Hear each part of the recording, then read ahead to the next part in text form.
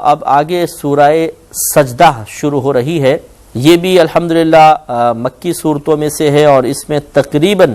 30 آیات ہیں، اور آپ کو معلوم ہے کہ مکی صورتوں میں تمام وہ تقریباً مضامین ہوتے ہیں جن کا تعلق توحید سے ہوتا ہے، رسالت سے ہوتا ہے، آخرت میں اٹھنے کے بارے میں ہوتا ہے، خاص طور پہ مضامین بیان کیے جاتے ہیں۔ اور مکی صورتیں کنہیں کہتے ہیں بھی آپ کو بتایا تھا کہ ہجرت سے پہلے جو آیات یا صورتیں نازل ہوئیں انہیں مکی آیات یا مکی صورتیں کہتے ہیں، اور جو صورتیں آیتیں ہجرت نبوی کے بعد نازل ہوئیں عموماً جمہور اسی پر متفق ہیں کہ انہیں مدنی آیات یا مدنی صورتیں کہا جاتا ہے۔ تو آج ہم سورہ سجدہ کا آغاز کرتے ہیں۔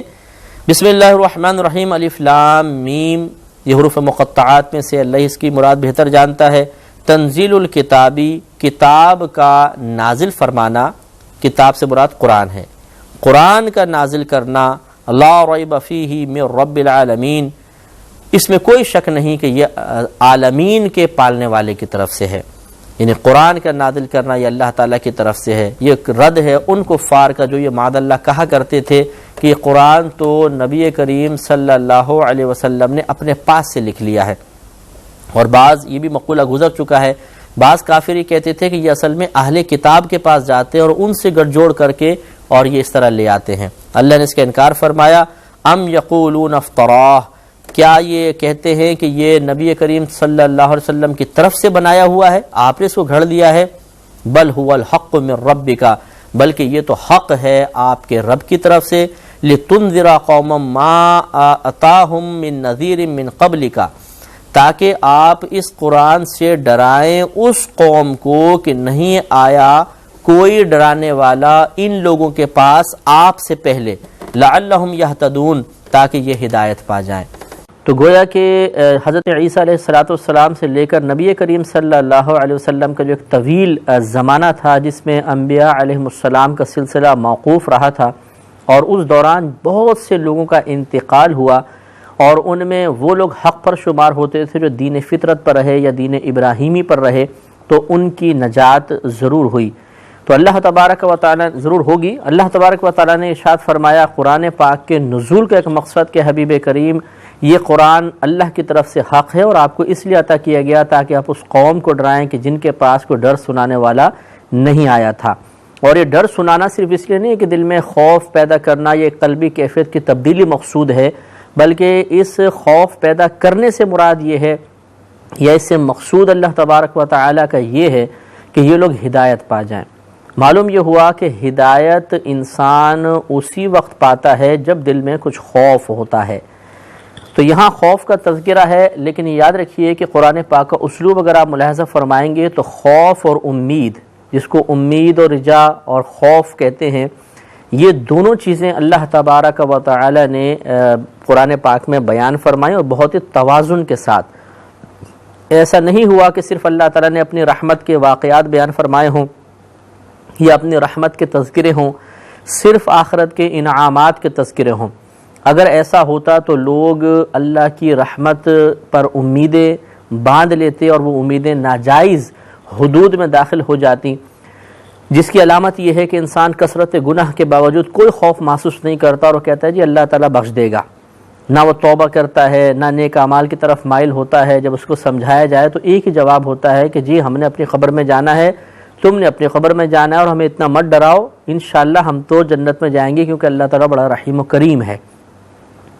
اور اگر یہ رحمت کی بات نہ ہوتی، صرف خوف کے واقعات ہوتے، تو اس سے مایوسی پھیل جاتی۔ ہر شخص جب صرف خوف کی باتیں پڑھتا، عذابات کے تذکرے ہی پڑھتا، تو وہ خوف میں مبتلا ہو جاتا کہ شاید اللہ تبارک و تعالیٰ کے خزانے میں رحمت نام کی معاذ اللہ کوئی چیز نہیں ہے، اور یہ تو صرف عذاب ہی عذاب ہیں، تو پھر اس کو ڈر اور خوف پیدا ہوتا۔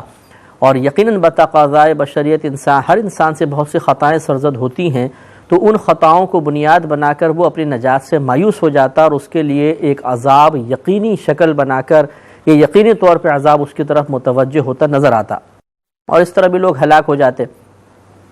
تو اللہ تبارک و تعالی نے قرآن پاک میں دونوں قسم کے اسلوب اختیار فرمائے، کہیں تو امید کی باتیں فرمائیں جس میں آخرت کے احوال، آخرت کی نعمتوں کا تذکرہ ہے، اللہ تعالیٰ کی رحمت کا تذکرہ ہے، اور کہیں ڈر سنایا گیا۔ اس کے مختلف انداز ہیں، کبھی تو جہنم کے تذکرے ہیں، کبھی میدان محشر کی ذلت اور رسوائی کا تذکرہ ہے، اور کبھی سابقہ اقوام پر جو ان کی نافرمانیوں کی وجہ سے اللہ تبارک و تعالیٰ کا عذاب نازل ہوا اور وہ اجتماعی طور پہ ہلاک و برباد ہو گئے، ان کی طرف اشارہ فرمایا گیا تاکہ ہمارے دل میں خوف پیدا ہو۔ تو یہ خوف اور امید دو ایسی چیزیں ہیں کہ جو انسان ان دونوں چیزوں کو اپنے قلب میں پیدا کر لے انشاءاللہ وہ نجات پائے گا۔ نبی کریم صلی اللہ علیہ وسلم ایک دفعہ ایک نوجوان کے پاس پہنچے جو قریب المرگ تھا، نزع کسی کیفیت طاری تھی، تو نبی کریم صلی اللہ علیہ وسلم نے اس سے پوچھا کہ بتاؤ اس وقت تم اپنے دل کو کیسا پاتے ہو؟ تو اس نے کہا کہ مجھے اللہ تبارک و تعالیٰ کی رحمت کی امید بھی ہے اور میں اللہ تعالیٰ سے خوف بھی محسوس کر رہا ہوں، اسی گرفت سے ڈر رہا ہوں۔ تو نبی کریم صلی اللہ علیہ وسلم نے ارشاد فرمایا کہ جس کے قلب میں دو چیزیں جمع ہو جائیں تو اللہ تبارک و تعالیٰ اس کی بخشش فرما دیا کرتا ہے۔ اس لیے ہر ایک کو اپنا محاسبہ کرنا بہت ضروری ہے کہ ہدایت اسی وقت حاصل ہوگی، اور اس ہدایت کے حصول میں انسان توازن اسی وقت قائم رکھ سکتا ہے کہ جب اپنے قلب کی دونوں کیفیات پہ نظر رکھے کہ کبھی تو خوف کی کیفیت ہونی چاہیے اور کبھی امید کی کیفیت ہونی چاہیے۔ جب شیطان گناہ کروانے لگے تو اللہ تبارک و تعالیٰ کا خوف آڑے آنا چاہیے، عبادت کی ادائیگی میں کوتاہی ہونے لگے تو اللہ کا خوف درمیان میں آنا چاہیے، اور جب بتقاضائے بشریت کوئی گناہ سرزد ہو جائے، خطائیں ہو جائیں، کوئی بری عادت راسخ ہو جائے اور انسان اس کی بنا پر یہ سمجھنے لگے کہ شاید اب میری نجات ممکن نہیں ہے، یہ جیسے بعض مسلمان بھائی اور بہنیں ہوتے ہیں کہ ایک دفعہ توبہ کی پھر ٹوٹ گئی، پھر توبہ کی پھر توڑ دی، پھر توبہ کی پھر ٹوٹ گئی، اور وہ گناہوں سے پرہیز پر صبر نہ کر سکے، تو بعض اوقات شیطان کان میں کہتا ہے کہ اب تیرے توبہ کرنے کا کیا فائدہ، اب تو اللہ تجھ سے شدید ناراض ہو گیا ہوگا کیونکہ تو نے 10 وعدے کیے ہیں اور 10 وعدے کر کے توڑ دیے، تو اب تو اور تجھے عذاب ہوگا۔ تو بعض اوقات پھر انسان بالکل اللہ کی رحمت سے مایوس سا ہو جاتا ہے، اور پھر شیطان کان میں کہتا ہے کہ جب عذاب ہونا ہی ہے تو کچھ اور مزے کر لو، کچھ اور گناہ کر لو کہ سب کا عذاب بھگت ہی لیں گے۔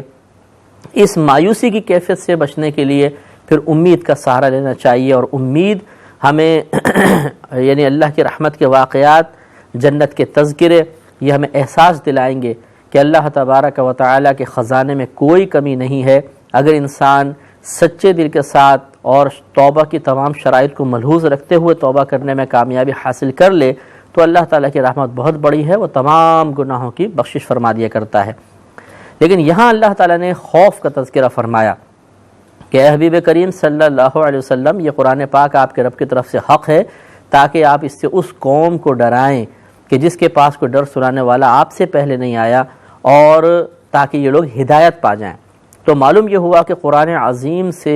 ہدایت کا مکمل طور پر حصول اسی وقت ہو سکتا ہے کہ جب ہم اس کو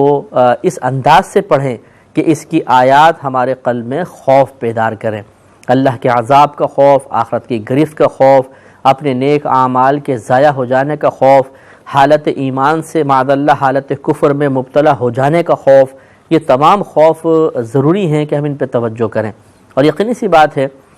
کہ یہ خوف اسی وقت بیدار ہو سکتا ہے کہ جب قرآن کے جو کچھ ہم عبارت پڑھ رہے ہیں اس کے مضامین پر واقف ہوں۔ اگر صرف آپ ایک عربی عبارت پڑھ رہے ہیں اور آپ کو نہیں پتہ کہ اس عربی عبارت کا ترجمہ کیا ہے اور اللہ تبارک و تعالی اس میں کیا بیان فرما رہا ہے، تو یقیناً آپ کو پڑھنے کا ثواب بھی ملے گا، آپ کا دیکھنا باعث برکت بھی ہے، لیکن قرآن پاک کے نزول کا جو مقصد اللہ نے قرآن عظیم میں ہی بیان فرمایا وہ گویا کہ مقصد فوت ہو جائے گا کہ یہ قرآن ڈرانے کے لیے آیا، یعنی اس لیے اس کو بھیجا گیا، اس کا ایک مقصد یہ بھی ہے تاکہ اس کے ذریعے لوگوں کو ڈرایا جائے اور ڈر کی وجہ سے ان کے قلوب گناہوں سے بچیں اور ہدایت کی طرف مائل ہو جائیں، کفر سے بچیں اور اسلام کی طرف مائل ہو جائیں۔ اب اگر کوئی شخص ترجمے سے پڑھتا ہی نہیں ہے، اسے تفسیر معلوم ہی نہیں ہے، قرآن پاک کے مضامین پر اس کو اطلاع ہی نہیں ہے، تو یقینی سی بات ہے کہ عربی عبارت پڑھنے سے کوئی دل میں خوف پیدا نہیں ہوتا۔ ایک وقتی کیفیت کی تبدیلی تو ہو سکتی ہے، وہ اس طریقے سے کہ آپ نے کسی خوش الہان قاری صاحب سے کوئی قرات سنی تو دل میں ایک دم غم سا پیدا ہوا یا ایک کیفیت پیدا ہو گئی اور آنکھوں سے آنسو جاری ہو گئے، تو یہ کیفیت اصل میں قرآن عظیم کے حقیقتاً الفاظ کی وجہ سے نہیں ہوئی ہے بلکہ قاری کے اس کو آسن طریقے سے بیان کرنے کی وجہ سے ہے۔ اس کو یہ سمجھنا کہ جی ضرور مجھے ہدایت مل گئی ہے تبھی دیکھیں میری آنکھوں سے آنسو بہہ رہے ہیں، تو یہ ہدایت کی علامت نہیں ہوتی۔ آنسو بہا لینا یہ تو عورتیں بھی بہت آسانی کے ساتھ بہا لیتی ہیں، تو یہ آنسو بہانا ہدایت کے حصول کی دلیل نہیں ہے۔ یہی وجہ ہے کہ آپ یہ دیکھیں کہ رو دھو کے وہ کچھ تھوڑی دیر بعد ہی وہ شخص گناہ کرتا ہوا نظر آئے گا۔ ہدایت کا مطلب تو ہوتا ہے کہ انسان ایک سیدھے راستے پر آ جائے، اس راستے پر جو اللہ تبارک و تعالی اور اس کے رسول کریم صلی اللہ علیہ وسلم کی رضا والا راستہ ہے۔ لہٰذا قرآن پاک ڈر سنانے کے لیے آیا، اس کو یہ ڈرانے کے لیے بھیجا گیا ہے تاکہ اس کے ذریعے ہم خوف خدا حاصل کریں، اللہ تبارک و تعالیٰ کی گرفت کا خوف حاصل کریں، اور وہ اسی صورت میں ممکن ہے کہ جب قرآن پاک کو ترجمہ اور تفسیر کے ساتھ پڑھا جائے، یا کوئی بیان کردہ تفسیر کا پروگرام دیکھا جائے، جیسے ہمارا پروگرام ہے، اس کو ملاحظہ فرمائیں تو انشاءاللہ ضرور برکت حاصل ہوگی اور قرآن عظیم کا صحیح مقصد حاصل ہوگا۔ ابھی جو ہمارے گھروں میں ہوتا ہے کہ بچوں کو حفظ کروا دیا یا ناظرہ پڑھوا دیا اور آخر میں مٹھائیاں تقسیم کر کے یہ سمجھا کہ ہم نے قرآن پاک کا حق ادا کر دیا، تو یہ حقیقتاً قرآن پاک کا حق ادا نہیں کیا ہے۔ قرآن پاک صرف ناظرہ پڑھنے کے لیے، قرآن پاک صرف حفظ کرنے کے لیے نہیں دیا گیا، بلکہ یہ ایک تھیوری ہے جس پر آپ نے عمل کرنا ہے، اس کا پریکٹیکل کرنا ہے، اور وہ اسی وقت ممکن ہے کہ جب اس تھیوری کو آپ سمجھیں گے، سمجھنے کے بعد اس کو پھر اس کی تعلیمات جو ہیں اس کو اپنے اوپر نافذ کریں گے، لاگو کریں گے، تو پھر انشاءاللہ ہدایت کی تکمیل ہوگی اور ہم اللہ تعالیٰ کی بارگاہ سے بہت سے انعامات حاصل کر سکیں گے۔ آگے اللہ تبارک و تعالی نے اپنی قدرت عظیمہ کا بیان فرمایا، جو بار بار اور بارہا مکی آیات میں خصوصی طور پہ نظر آتا ہے۔ لہذا ارشاد فرمایا کہ اللہ الذی خلق السماوات والارض وما بینہما فی ستۃ ایام، کہ اللہ تبارک و تعالی وہ ہے جس نے پیدا کیا آسمانوں اور زمین کو اور جو ان دونوں کے درمیان ہے، فی ستۃ ایام 6 دنوں میں۔ ثم استوى علی العرش، پھر اس نے عرش کی طرف توجہ فرمائی۔ ویسے استوا معنی ہوتا ہے کہ بیٹھ جانا، برابر ہو کر بیٹھ جانا، لیکن اللہ تبارک و تعالی کے لیے چونکہ مکان ہم ثابت نہیں کر سکتے، کوئی جگہ یا جگہ پر اللہ کا بیٹھنا، کیونکہ بیٹھنا جسم کی ایک صفت ہے، جگہ میں بھی وہی چیز ہو سکتی ہے جو باقاعدہ جسم رکھتی ہے، اور اللہ تبارک و تعالی جسمانیت سے پاک و صاف ہے، کیونکہ قرآن عظیم میں اللہ نے واضح طور پہ فرمایا لیس کمثلہ شیء، اللہ تبارک و تعالی کی مثل کوئی شے نہیں ہے۔ تو ہم چونکہ بیٹھتے ہیں، ہم ایک جگہ گھیرتے ہیں، جو جگہ گھیرتا ہے اس کی طرف اشارہ کیا جا سکتا ہے، تو یقینی سی بات ہے کہ لیس کمثلہ شیء کا قول اللہ تبارک و تعالی کا یہ کلام واضح طور پہ بتا رہا ہے کہ پھر اللہ تعالیٰ اس صفت پہ نہیں ہونا چاہیے کہ وہ کسی جگہ میں نہیں ہونا چاہیے، اس کی طرف اشارہ بھی نہیں ہو سکتا ہو، اور نہ وہ کسی کوئی جسم پر مشتمل ہو، یہ ضروری ہے، ورنہ وہ تو ہماری مثل ہو جائے گا۔ لہٰذا اس کے معنی جو علماء بیان فرماتے ہیں وہ یہی کہ پھر اللہ تبارک و تعالیٰ نے اپنے شان کے لائق استوا فرمایا، یا ترجمہ کیا جاتا ہے کہ پھر اللہ نے عرش کی طرف توجہ فرمائی۔ آگے ارشاد فرمایا کہ ما لکم من دونہ من ولی ولا شفیع، اور نہیں ہے تمہارے لیے اللہ تبارک و تعالیٰ کے علاوہ کوئی دوست اور نہ سفارش کرنے والا، یعنی اللہ تبارک و تعالی ہی ہے کہ جو ہمارا حمایتی ہے، ہماری طرفداری کرنے والا ہے، اور وہی ہم پہ کرم نوازی فرمانے والا ہے، اور اسی کے اذن سے نیک افراد شفاعت کریں گے، ورنہ اللہ تعالیٰ کو چھوڑ کر اس کی رضا کے بغیر غلط کام کر کے، اس کی رضا کے خلاف کام کر کے، جبکہ وہ حالت کفر کے اندر ہوں، یعنی کفر والی حالت اختیار کرتے ہوئے پھر برے اعمال پہ ڈٹ جانا، ایسے شخصوں کے بارے میں اللہ تعالیٰ ارشاد فرما رہا ہے کہ اللہ کے سوا ان کا کوئی حمایتی نہیں ہوگا اور نہ کوئی شفاعت کرنے والا ہوگا۔ تو اس لیے معلوم یہ ہوا کہ جو مسلمان ہے تو یقیناً اللہ تبارک و تعالیٰ اس کو حمایتی بھی ہے، اور اللہ تبارک و تعالیٰ اس کے لیے کرم نوازی بھی فرمانے والا ہے۔ یہاں شفیع سے مراد وہ نہیں ہے کہ اللہ تعالیٰ کسی کی بارگاہ میں جا کے معاذ اللہ کو سفارش کرے گا، بلکہ اللہ تبارک و تعالیٰ سفارش کا اذن عطا فرمائے گا۔ نبی کریم صلی اللہ علیہ وسلم، دیگر انبیاء علیہ السلام، صحابہ کرام، اولیاء کرام، مومنین مومنات، پھر قرآن عظیم، رمضان کا مہینہ، سورۃ الملک، قربانی کے جانور، اس طرح بہت ساری چیزیں ہیں جن کو اللہ تبارک و تعالیٰ نے ہماری سفارش کے لیے اذن کا وعدہ فرمایا ہے اپنے حبیب کریم صلی اللہ علیہ وسلم کے ذریعے، کیونکہ حدیثوں میں تمام اطلاعات ہیں، قرآن کی بھی بہت ساری آیات ان مضامین پر مشتمل ہیں، لہذا مسلمانوں کے آخرت میں وارے نیارے ہوں گے حقیقتاً، اور ان کی بڑی وہاں پہ پذیرائی ہوگی اللہ تعالیٰ کی بڑی ان پہ کرم نوازی ہوگی، جبکہ کفار وہاں پر اپنے معبودان باطلہ کو دیکھ کر حسرت میں مبتلا ہوں گے۔ لہذا ارشاد فرمایا کہ افلا تتذکرون، تو کیا تم توجہ نہیں کرتے، نصیحت حاصل نہیں کرتے، دھیان نہیں کرتے ہو؟ یعنی جب اللہ تبارک و تعالیٰ ہی ایک عظیم قدرت رکھنے والا ہے اور اللہ تعالیٰ کے علاوہ آخرت میں کوئی حمایتی نہیں، کوئی سفارشی نہیں، اور حقیقتاً دنیا میں بھی کوئی حمایتی اور سفارشی نہیں ہے، لیکن چلیں یہاں تو زعم فاسد میں آدمی یہ کہہ سکتا ہے کہ جی فلاں چیز جس کی میں عبادت کرتا ہوں میری حمایتی بھی ہے اور سفارشی بھی ہے، لیکن میدان محشر میں تو بالکل یہ چیز منکشف ہو جائے گی، اور وہاں پر معبودان باطلہ چاہے وہ بتوں پر ہی کیوں نہ مشتمل ہوں، وہ خود اللہ ان کو قوت گویائی عطا فرمائے گا، اور وہ کہیں گے کہ ہم تم لوگوں سے بیزار ہیں۔ تو وہاں پہ ہر ایک پر مسلمان ہو یا کافر یہ واضح ہو جائے گا کہ اللہ تبارک و تعالیٰ ہی عبادت کے لائق ہے، اس کے علاوہ کوئی عبادت کے لائق نہیں۔ یدبر الامر من السماء الى الارض، اللہ تبارک و تعالیٰ کام کی تدبیر فرماتا ہے آسمان سے زمین تک، یعنی جتنے بھی امور ہو رہے ہیں وہ سب کی سب تدبیر فرمانے والا اللہ تبارک و تعالیٰ ہے۔ یہ الگ بات ہے کہ اس کی اس تدبیر کا ظہور مجازن ہم یہ کہہ سکتے ہیں اس کی نسبت کرتے ہوئے کہ مخلوق کی طرف سے بھی ہو جاتا ہے، جیسے بارش برسانے پہ ایک فرشتہ مقرر ہے، رزق پہنچانے پر ایک فرشتہ مقرر ہے، روح نکالنے پر فرشتہ مقرر ہے، کام سب اللہ تبارک و تعالیٰ کے ہی ہیں، لیکن یہ وسائل ہیں، اسباب ہیں، ذرائع ہیں۔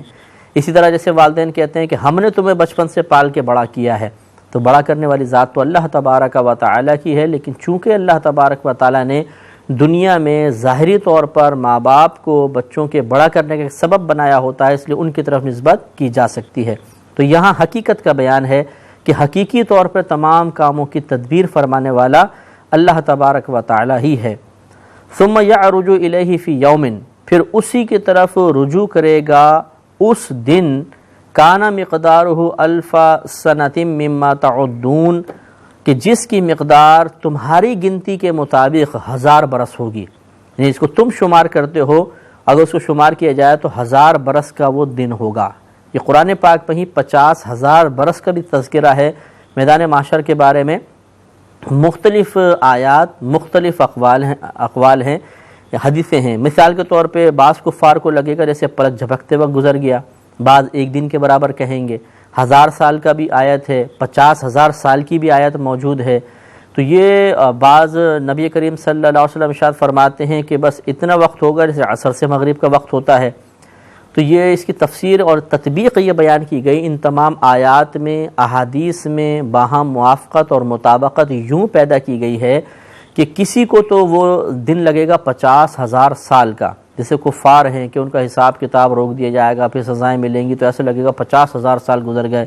کسی کو اس سے کم محسوس ہوگا 1000 سال، کسی کو ایک دن لگے گا، کسی کو بالکل پلک جھپکتے اس کا حساب و کتاب ہوگا اور اللہ تعالیٰ داخل جنت فرما دے گا۔ تو یہ لوگوں کی کیفیات کے اعتبار سے وقت کا مختصر ہونا یا طویل ہونا محسوس ہوگا، لیکن ہمیں اس کے بہرحال ظاہر پر ایمان رکھنا ضروری ہے۔ اسی لیے اس کی آخری جو حد ہے وہ ہم بیان کرتے ہیں کہ قیامت کے دن 50,000 سال کے برابر ہوگا، وہ بھی ہمارے گنتی کے مطابق اللہ نے بیان فرمایا 1000 سال، اور 50,000 سال کا قول بھی ہے۔ آگے اللہ تعالیٰ ارشاد فرماتا ہے کہ ذالک عالم الغیب والشہادۃ العزیز الرحیم،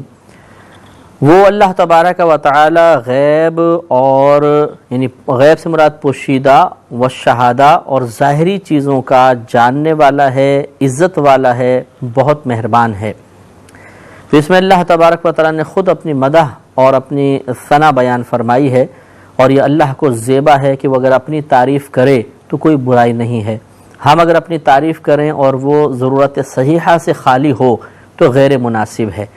ضرورت صحیحہ سے مراد بعض اوقات تو ایسا ہوتا ہے کہ انسان اللہ تبارک و تعالیٰ کی کرم نوازی اس پر ہوتی ہے اور وہ چاہتا ہے کہ اللہ کے اس کرم کو دوسرے لوگ بھی جان جائیں کہ اللہ نے مجھ پہ کیا کرم کیا ہے، تو اس لیے وہ نعمت کو دوسروں کے سامنے بیان کرتا ہے۔ اس کو تحدیث نعمت کہتے ہیں۔ تحدیث معنی ہوتا ہے ظاہر کرنا، نعمت معنی نعمت کو ظاہر کرنا۔ وَأَمَّا بِنِعْمَةِ رَبِّكَ فَحَدِّثْ، اور بہرحال اپنے رب کی نعمت کا خوب چرچا کرو، اسے خوب ظاہر کرو۔ یہ تو خود اللہ کا حکم ہے، اور نبی کریم صلی اللہ علیہ وسلم نے بھی ایک صحابی کو یہی تلقین فرمائی کہ اللہ کی نعمت کا اثر تجھ پر ظاہر ہونا چاہیے۔ یہ بخاری کی روایت ہے کہ اس انداز سے رہو کہ لوگ تمہیں دیکھ کر ہی سمجھیں کہ ہاں اللہ کی اس پر کرم نوازی ہے۔ تو بعض لوگ بالکل مفلوق الحال قسم کے رہتے ہیں، جان بوجھ کے گندے اور غلط قسم کے کپڑے پہن کے رہتے ہیں، حالانکہ اللہ کی بڑی نعمتیں ہوتی ہیں، تو اس میں بھی ہو سکتا ہے کوئی مصلحت ہو، لیکن بہرحال اگر کوئی مصلحت نہیں ہے، ویسی عادت ہے، ایسا آدمی فقیری حال میں رہتا ہے، تو یہ غیر مناسب ہوتا ہے، اللہ تعالیٰ کو یہ محبوب نہیں ہے۔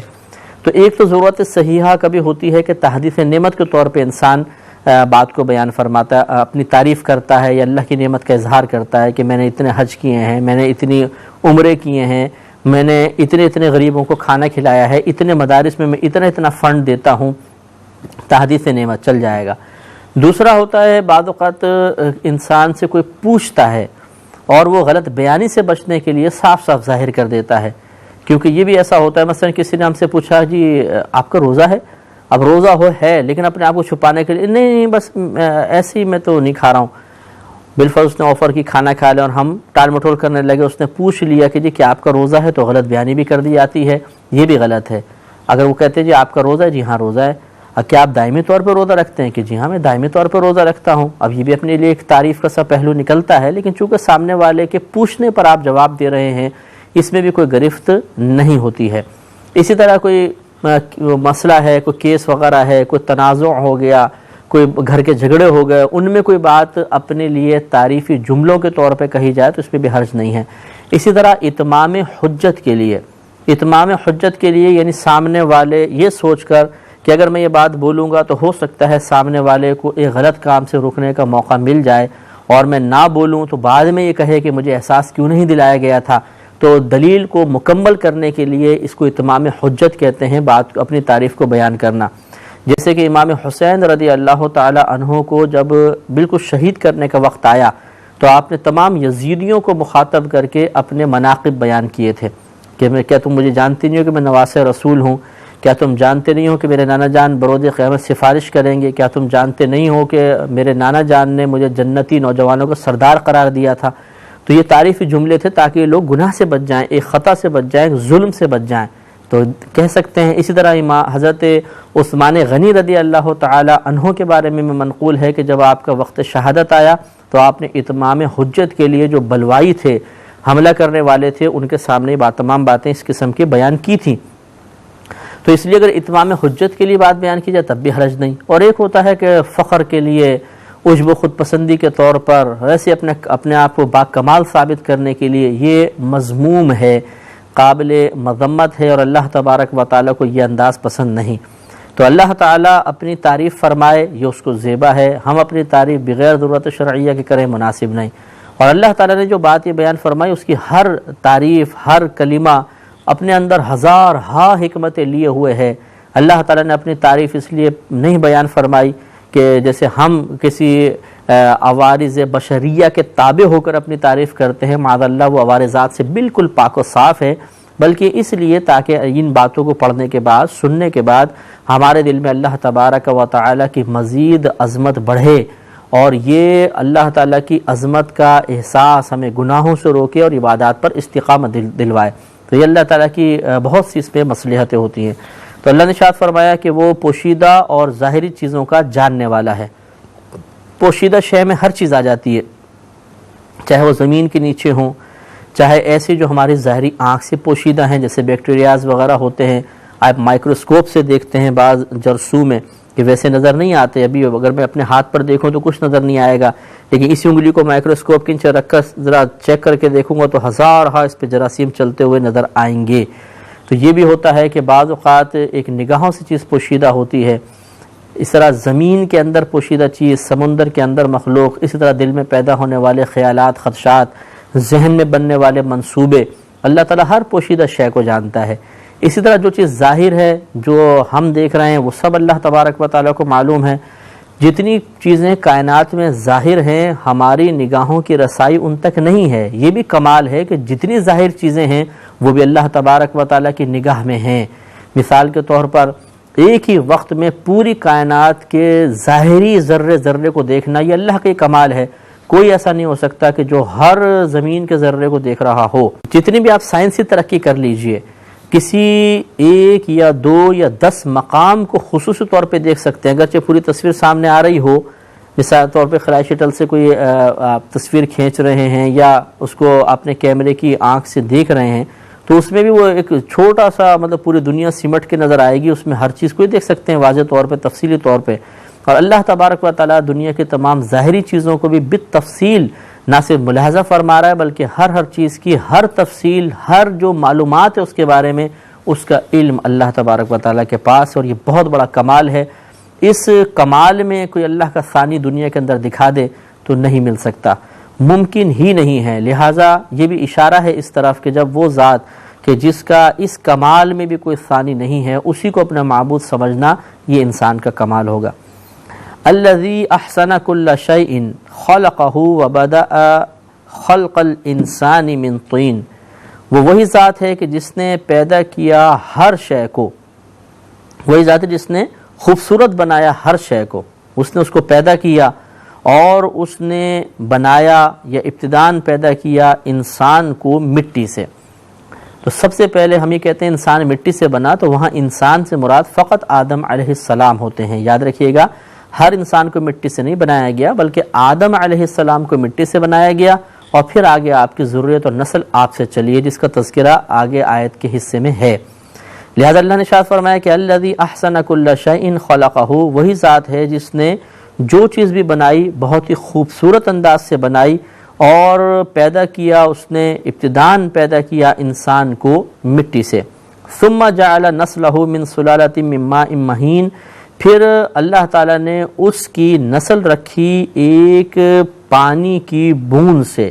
جو بے قدر بوند ہے، یعنی معمولی سی پانی کی بوند سے اس کی نسل کی بنیاد رکھی، جس کو نطفہ بھی کہتے ہیں، مادہ منویہ کہتے ہیں. مرد اور عورت کا مادہ منویہ ملتا ہے تو بچہ معرض وجود میں آتا ہے. اور یہ بھی ایک اللہ کا بہت بڑا کمال ہے، بہت ہی بڑا کمال ہے کہ اس پر اگر ہم غور و تفکر کریں تو اللہ تبارک و تعالیٰ کی عظمت کے بارے میں ذہن اش کر اٹھتا ہے کہ کس مہارت کے ساتھ اور کس اللہ تبارک و تعالیٰ نے عظیم قدرت کے ساتھ صرف ایک پانی کی بوند سے اللہ تعالیٰ ایک پہاڑ جیسے آدمی کو پیدا کر دیتا ہے، جس کی آنکھیں بھی ہیں، بال بھی ہیں، ناک بھی ہیں، دانت بھی ہیں، کان بھی ہیں، ہاتھ ہیں، ناخن ہیں. پھر جسم کے مختلف حصے آپ دیکھ لیجئے، ہر ایک کی بناوٹ، اس کے جو مواد ہے یا جس چیز سے وہ بنا ہے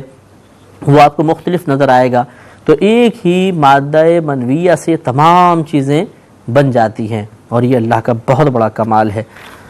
ثم سواہ، پھر اللہ تبارک و تعالی نے اسے ٹھیک فرمایا. ونفخ فیہ من روحہ، اور پھر اس میں اپنی جانب سے روح پھونک دی.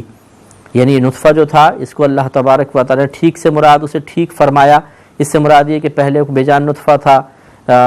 پھر وہ عورت اور مرد کا نطفہ ملا تو بالکل اللہ نے اس کو درست فرما دیا، یعنی گوشت کے لوتھڑے کے اندر تبدیل ہو گیا. 4 مہینے تک یہی کیفیت رہی، پھر اس میں روح پھونک دی گئی. وَجَعَلَ لَكُمُ السَّمْعَ وَالْأَبْصَارَ وَالْأَفْئِدَةَ، اور بنائے اس نے تمہارے لیے کان اور آنکھیں اور دل. قَلِيلًا مَا تَشْكُرُونَ، بہت ہی تھوڑے سے ایسے ہیں تم میں سے جو تم حق مانتے ہو، اللہ تعالیٰ کا شکر ادا کرتے ہو. تو بڑے نفیس انداز میں اللہ تبارک و تعالیٰ نے اپنے احسانات کا تذکرہ فرمایا کہ اگر اللہ تعالیٰ چاہتا تو ہم معرض وجود میں ہی نہ آتے، لیکن اس نے ہمیں پیدا فرمایا، پہلے آدم علیہ السلام کو، پھر ان کی نسل سے ہمیں بنا دیا اور پھر ہمیں دیکھنے کی یہ جو فرمایا کہ تمہیں کان دیے، آنکھیں دیں، دل دیے، یہ صرف نعمتوں کا خلاصہ ہے. یعنی مراد یہ ہے کہ تمہیں بے شمار نعمت عطا فرمائیں جن کی تمہیں زندگی گزارنے کے سلسلے میں ضرورت ہے. تو بہت ہی کم لوگ ایسے ہیں جو شکر فرماتے ہیں. یہ بڑا ہی مقام تفکر کا مقام ہے کہ بعض لوگ جو غریب ہوتے ہیں، مثال کے طور پر تنگ دست ہوتے ہیں، اپاہج ہیں یا جسمانی لحاظ سے کسی خوبصورتی کی کمی میں مبتلا ہیں، وہ کہتے ہیں اللہ کو ہمیں بنانے کی پھر معاذ اللہ ضرورت ہی کیا تھی، یہ کمی کیوں رکھی ہمارے اندر. یہ غلط طریقہ ہوتا ہے. وہ اللہ تبارک و تعالی ہمیں بنانے والا ہے، وہ ہمارا خالق ہے، اس کی مرضی ہے، وہ جس طرح چاہے بنائے. جیسے کہ آپ کی اگر ایک فیکٹری ہو اور اس میں آپ کوئی چیز تیار کرتے ہیں، مثلا ایک پرزہ تیار کرتے ہیں، کبھی آپ اس کو ایک ڈیزائن بناتے ہیں، بڑا کر دیتے ہیں، چھوٹا کر دیتے ہیں، ٹیڑھا میڑھا کر دیتے ہیں، آپ کی مرضی ہے. آپ کوئی آ کے اعتراض کرے کہ جی آپ نے اس کو چھوٹا کیوں بنایا، اس کو بڑا کیوں بنایا، اس کو ٹیڑھا میڑھا کیوں بنایا، تو تو یقینی سی بات ہے کہ آپ اسے اعتراض کا موقع نہیں دیں گے اور آپ کو برا محسوس ہوگا اور آپ واضح طور پہ کہیں گے فیکٹری میری ہے، سامان میرا ہے، پیسہ میرا ہے، میں جیسا چاہوں بناؤں، تم کون ہوتے ہو، چلو یہاں سے باہر نکلو۔ تو اسی طریقے سے اللہ تبارک و تعالیٰ نے پوری کائنات کو پیدا فرمایا، ہمیں بھی اللہ نے پیدا فرمایا، اس کی مرضی ہے، کسی کو کم دیتا ہے، کسی کو زیادہ دیتا ہے، کسی کو خوبصورت بناتا ہے، کسی میں کسی لحاظ سے خوبصورتی کی کمی رکھتا ہے۔ تو ہم کون ہوتے ہیں اعتراض کرنے والے؟ اور یہ کہنا کہ جی پھر ہمیں بنایا ہی کیوں ہے، تو اللہ تبارک و تعالیٰ کیوں کو تو ویسے ہی ناپسند کرتا ہے۔ شیطان نے سب سے پہلے کیوں کہا تھا، تو ارشاد فرمایا ابا واستکبر وکان من الکافرین، اس نے انکار کیا، تکبر کیا اور کفر کرنے والوں میں سے ہو گیا۔ تو سب سے پہلے اللہ تبارک و تعالیٰ کے فعل پر اعتراض کرنے والا شیطان تھا جو کافر ہوا تھا۔ تو اس لیے ہمیں اعتراض کا کوئی حق حاصل نہیں ہے۔ یہ کہنا کہ پھر ہمیں کیوں پیدا فرمایا، تو اس کا مطلب ہے کہ تمہاری مرضی کے موافق پیدا کرنا چاہیے تھا، کہ اللہ تعالیٰ ہماری مرضی کے تابع ہے، کہ ہمارے بال بھی خوبصورت ہونے چاہیے تھے، آنکھیں بھی خوبصورت، رنگ بھی بڑا گورا، لمبے چوڑے، دولت اور پیسہ سب ہمیں نعمتیں ہوتی ہمارے پاس ہوتی، کیوں ہوتی ہیں بتائیے؟ آپ کے اندر ایسا کون سا کمال تھا یا ایسی کوئی خوبی تھی یا آپ نے کون سا ایسا کارنامہ سر انجام دیا تھا کہ اللہ تبارک و تعالیٰ معاذ اللہ مجبور ہو کر یا آپ کی مرضی کے تابع ہو کر آپ کی مرضی کے موافق آپ کو پیدا فرماتا؟ تو یہ تو ممکن ہی نہیں ہے کہ کوئی شخص اپنے پیدا ہونے سے پہلے اپنی مرضی کو ظاہر کرتا کہ جی مجھے اس طرح بنانا چاہیے۔ اللہ کی مرضی، اس نے جیسے پیدا کیا۔ شکر کیجئے کہ آپ دنیا میں آئے اور آپ کو نفع حاصل کرنے کا موقع ملا، اور اگر آپ مسلمان ہیں تو یہ بھی اللہ کا بہت ہی بڑا شکر ادا کرنے کا مقام ہے کہ دنیا کی قلیل زندگی گزارنے کے بعد پھر ہم ہمیشہ ہمیشہ کے لیے جنت میں جائیں گے۔ ہاں، وہاں ہمیں بالکل اختیار حاصل ہوگا کہ ہم اللہ تبارک و تعالیٰ سے جو چاہیں گے وہ ملے گا۔ وہاں ہماری مرضی کے موافق اللہ تبارک و تعالیٰ ہمیں زندگی عطا فرما دے گا۔ اس کی نعمتیں تو ہیں ہی ہیں، لیکن جو ہم خواہش کریں گے، اگر مثلا کوئی کہے گا اللہ تعالیٰ میری آنکھیں بڑی کر دے، رنگ گورا مزید کر، یوں کر دے، اس طرح کر دے، اس طرح کر دے، جیسی دل میں خواہش بیدار ہوگی اللہ تبارک و تعالیٰ اسے پورا فرما دے گا۔ لیکن دنیا میں، یہ دنیا دارالعمل ہے، یہ آزمائش کا گھر ہے، یہاں پر ہمیں اللہ کی رضا پر راضی رہنا ہے، اللہ تعالیٰ کو اپنی مرضی کے تابع کرنے کی کوشش نہیں کرنی ہے۔ اس دنیا میں ہر انسان کو اس کی مرضی کے موافق چیز مل جائے ضروری نہیں ہے، لہذا ہمیں اللہ کی رضا پر راضی رہنا چاہیے، اور یہی کامیابی ہے۔ ورنہ ارشاد فرمائے قلیلا ما تشکرون، اور بہت ہی تھوڑا ہے جو تم شکر کرتے ہو، یعنی یا تم میں بہت سے تھوڑے ہیں کہ جو شکر گزار ہوتے ہیں۔ تو اگر ہم اس فہرست پہ داخل ہوں گے تو یہ بری بات ہے، کیونکہ اللہ تعالیٰ نے مقام مذمت پر ان کا تذکرہ کیا۔ وقالوا، اور وہ بولے کہ اذا ضللنا فی الارض انا لفی خلق جدید، اور وہ کفار بولے کہ کیا جب ہم مٹی میں مل جائیں گے تو کیا پھر بے شک ہم خلق جدید میں ہوں گے، دوبارہ پیدائش میں ہوں گے، نئی پیدائش میں ہوں گے، یعنی اللہ تعالیٰ میں دوبارہ بنا دے گا۔ بل ہم بلقاء ربہم کافرون، اللہ نے ارشاد فرمایا بلکہ وہ تو اپنے رب کی ملاقات کا ہی انکار کرنے والے ہیں۔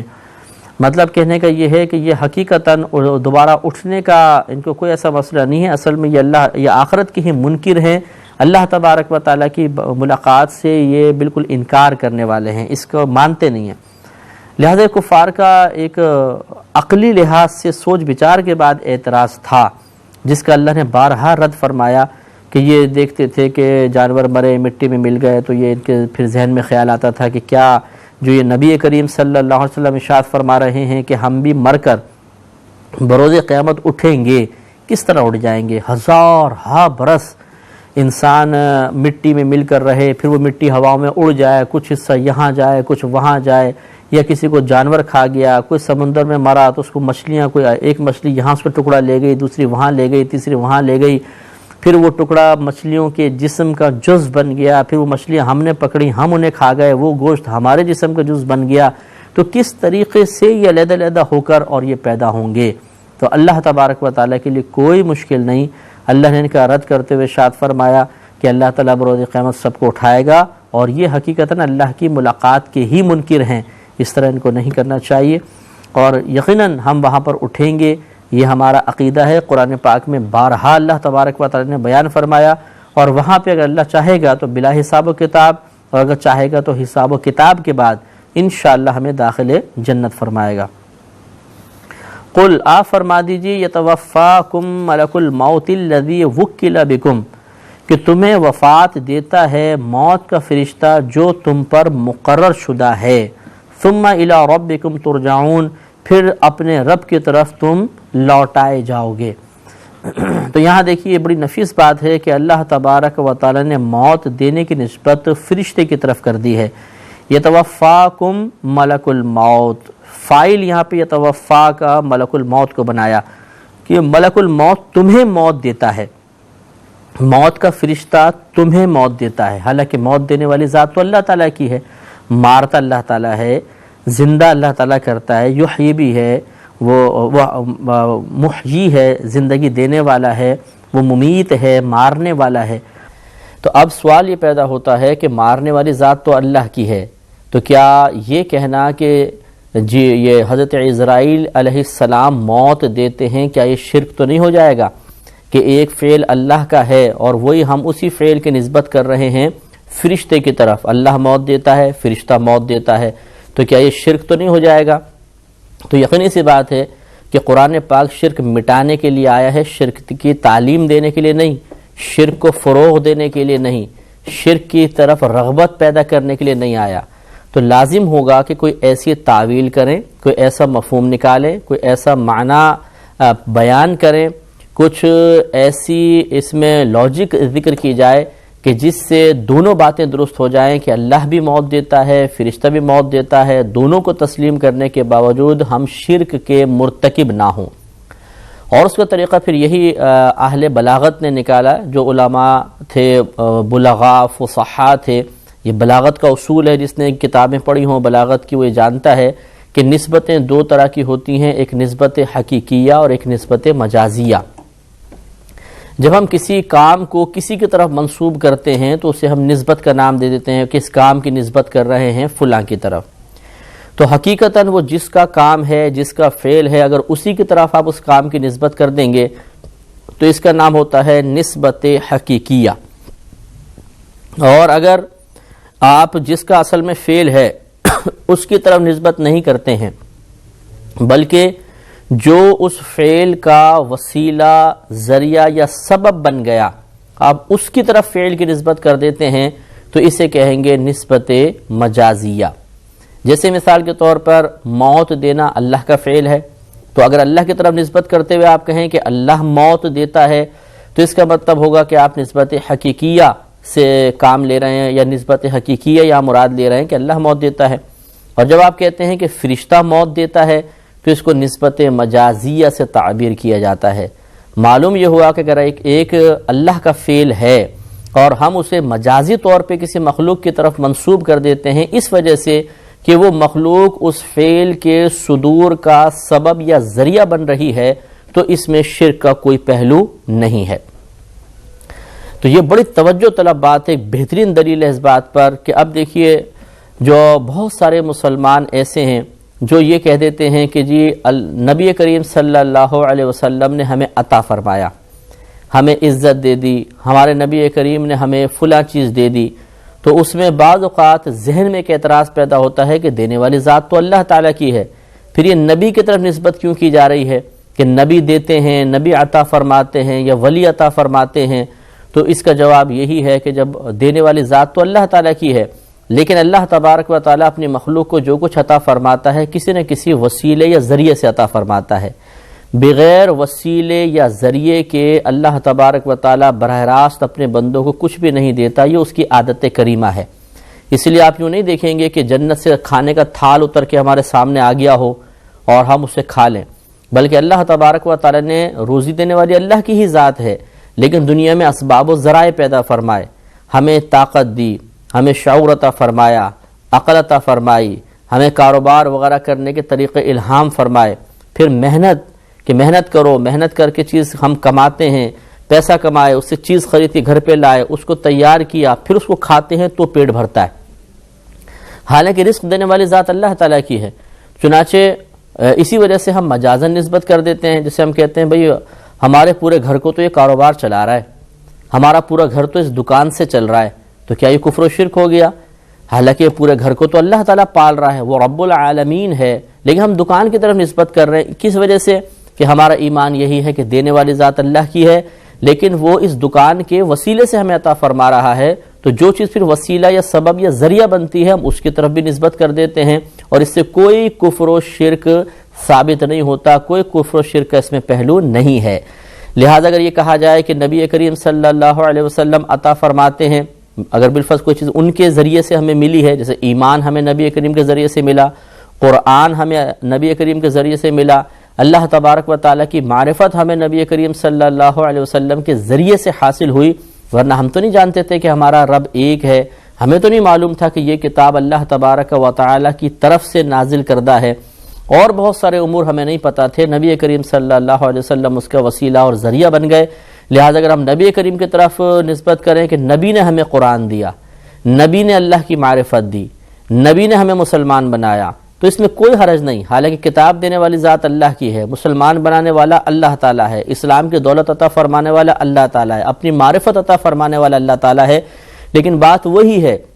کہ جب ان چیزوں کی نسبت ہم اللہ کی طرف کر دیں گے تو یہ نسبت حقیقیہ ہے. اور چونکہ نبی کریم صلی اللہ علیہ وسلم ان نعمتوں کے ہم تک پہنچنے کا ایک بڑا وسیلہ، ذریعہ اور سبب ہیں، تو اگر وسیلہ اور سبب کی طرف نسبت کر دیں تو نسبت مجازیہ ہے، اور یہ کثرت سے مستعمل ہے، اس میں کوئی حرج نہیں ہے. اسی پہ میں مزید عرض کر دیتا ہوں، بعض اوقات ایسا ہوتا ہے کوئی بزرگ دعا کر دیتے ہیں. ایک بے اولاد جوڑا ہے، انہوں نے کہا جی حضرت آپ ہمارے لیے دعا کریں کہ اللہ تعالیٰ میں اولاد عطا فرما دے. ان بزرگ نے اللہ کی بارگاہ میں دعا کی، اللہ تعالیٰ ان کو اولاد دے، اور کچھ عرصے بعد ان کے بچہ پیدا ہو گیا. تو بعض اوقات لوگ نسبت کر دیتے ہیں جی ہمیں تو یہ بیٹا فلاں بابا نے دیا ہے، ہمیں تو یہ بیٹا فلاں مزار پر حاضری سے حاصل ہوا ہے. تو اس میں بھی کفر و شرک کا کوئی پہلو نہیں ہے. اگر نظریہ یہی ہو کہ بچہ تو اللہ نے دیا ہے، لیکن چونکہ بزرگ کی دعا اس کا وسیلہ اور ذریعہ اور سبب بن گئی، یا ہمارا جو حسن عقیدت تھا کہ ہم کسی مزار پہ گئے کہ صاحب مزار کے پاس جا کر دعا اللہ کی بارگاہ میں دعا کریں گے تو درجۂ قبولیت کے زیادہ امکانات ہیں، اور دعا واقعی مقبول بھی ہو گئی ہے، اور ہم نے اس صاحب مزار کی طرف نسبت کر دی کہ یہ تو صاحب مزار کا نے ہمیں بچہ دیا ہے. تو اس کا مطلب ہرگز یہ نہیں ہے کہ انہوں نے تیار کر کے ایک بچہ ہمارے حوالے کر دیا، بلکہ مراد یہی ہے کہ دینے والی ذات تو اللہ کی ہے، لیکن یہ اس کا وسیلہ اور ذریعہ اور سبب بن گئے. تو آپ خود بتائیے کہ جب قرآن عظیم میں اللہ تعالیٰ خود فرشتے کی طرف اپنے ایک فعل کی نسبت کر دے اور وہ کفر و شرک نہ ہو، تو یہ کفر و شرک کس طریقے سے ہو گیا؟ لہٰذا اس میں اس بات کو سمجھنے میں بہت سے لوگوں نے بہت بڑی غلطی کی، بہت بڑی ٹھوکر کھائی، اور انہوں نے ان باتوں کی وجہ سے عام مسلمانوں کو کافر و مشرک کہنا شروع کر دیا، اور ان پہ کفر و شرک کے فتوے لگانے کے بعد انہیں دار اسلام سے خارج سمجھا گیا، اور ان کے لیے اگر وہ انتقال کر گئے چاہے ماں باپ ہی کیوں نہ ہو، ایصال ثواب کو ختم کر دیا گیا، دعائے مغفرت کرنا ختم کر دی گئی. یہ بہت بڑی جہالت ہے، ہمیں اس سے باہر نکلنا چاہیے، اور بلاغت کے اس اصول جو خود قرآن عظیم سے ثابت ہے، یعنی نسبت حقیقیہ اور نسبت مجازیہ کے تصور کو سمجھنا چاہیے. اگر نہیں سمجھیں گے تو قدم قدم پہ ٹھوکریں کھائیں گے، اور معاذ اللہ ہمارے کفر و شرک کی توپ کی زد میں عام مسلمان ہی نہیں، پھر صحابہ کرام بھی آئیں گے، اولیاء کرام بھی آئیں گے، اور انتہائی معذرت کے ساتھ کہ انبیاء علیہم السلام کو بھی ہم غیر ارادی طور پہ معاذ اللہ کافر و مشرک قرار دے دیں گے، بلکہ اس سے نادانستہ طور پہ اس سے بھی آگے بڑھ جائیں گے، اور معاذ اللہ کی طرف بھی کفر و شرک کی نسبت کر دی جائے گی. تو یہ بہت ہی غلط حرکت ہوتی ہے، اس پہ توجہ کیجئے. جتنی ہم نے بات بیان کی اس کو بہت غور سے، تفکر سے، ٹھنڈے دل کے ساتھ آپ سوچیں گے تو انشاءاللہ بالکل معاملہ واضح ہے. اگر ایک مسلمان صحیح العقیدہ ہے اور اسی عقیدے کے ساتھ وہ کسی غیر اللہ کی طرف کسی کام کی نسبت کر رہا ہے کہ حقیقی فاعل تو اللہ ہے، لیکن چونکہ یہ اللہ کا غیر اللہ جو ہیں، چاہے وہ نبی ہوں، ولی ہوں، صحابی ہوں، اس فعل کا ذریعہ اور سبب بنے ہیں، یعنی اللہ تعالیٰ کے اس فعل کا ذریعہ اور سبب یہ بنے ہیں، تو اس وجہ سے میں ان کی طرف نسبت کر رہا ہوں اور مجازی طور پہ نسبت کر رہا ہوں، تو کفر و شرک کا کوئی پہلو نہیں ہے. اب اگر اس کو کفر و شرک کو کہے گا تو کفر و شرک اسی پر لوٹ کر جائے گا، جس کو وہ کہہ رہے ہیں وہ مشرک نہیں ہوگا. اس پہ توجہ کرنا بہت ضروری ہے. تو لہذا اللہ نے ارشاد فرمایا، حبیب کریم صلی اللہ علیہ وسلم آپ فرما دیجئے کہ موت دیتا ہے تمہیں ملک الموت علیہ السلام، وہ جو مقرر کیا گیا ہے تم پر، پھر اپنے رب کی طرف تم لوٹائے جاؤ گے. تو معلوم یہ ہوا کہ وکیل بکم سے ہی ظاہر کر دیا گیا کہ وہ اپنی مرضی سے موت نہیں دیتے بلکہ اللہ کی طرف سے مقرر شدہ ہے، وہ تو اللہ تعالیٰ کے حکم کی تعمیل کر رہے ہیں، لیکن جو تعمیل کر رہا ہے، جو اللہ تبارک و تعالیٰ کے موت دینے والے فعل کے صدور کا سبب بن رہا ہے، ان کی طرف نسبت کرنا جائز ہوا، اور پھر تم اپنے رب کی طرف لوٹائے جاؤ گے۔ آگے ارشاد فرمایا کہ وَلَوْ تَرَىٰ إِذِ الْمُجْرِمُونَ نَاكِسُو رُؤُوسِهِمْ عِنْدَ رَبِّهِمْ، وَلَوْ تَرَىٰ، اور کہیں تم دیکھو، یعنی لو ویسے اگر کے معنی میں آتا ہے، لیکن یہ آگے کے ہے، اگر ہم اس کا یہاں پر ترجمہ کریں شرط کے لیے نہیں ہے بلکہ کاش کے معنی میں ہے، اور کاش کہ آپ دیکھیں کہ جب مجرم اپنے سروں کو جھکائے ہوں گے اپنے رب کی بارگاہ میں، لیکن چونکہ کاش کا لفظ جو ہے یہ تمنا کے اظہار کے لیے آتا ہے، اور اللہ تبارک و تعالیٰ تمنا سے پاک و صاف ہے، وہ تمنا اس کی نہیں ہوتی کسی بھی چیز کی، وہ تو جو چاہتا ہے یقینی طور پہ وہ ہوتا ہے، لہذا یہاں پہ کاش کا ترجمہ نہیں کرتے ہیں، اور اس قسم کا ترجمہ کر لیں گے جو اللہ تبارک و تعالیٰ کے شایان شان ہو۔ وَلَوْ تَرَىٰ، اور کہیں تم دیکھو، یعنی بہت اچھا ہو کہ آپ یہ دیکھیں، اِذِ الْمُجْرِمُونَ، کہ جس وقت مجرمین ناکسو رؤوسہم، اپنے سروں کو جھکائے ہوئے ہوں گے، عند ربہم، اپنے رب کے نزدیک، یعنی آپ اس وقت کو دیکھیں تو پتہ چلے گا کہ یہ آج دنیا میں سرکشی کرنے والے کس قدر نادم اور شرمندہ ہوں گے کہ اپنے رب کی بارگاہ میں سر جھکائے کھڑے ہوں گے۔ ربنا ابصرنا وسمعنا فرجعنا نعمل صالحا انا موقنون،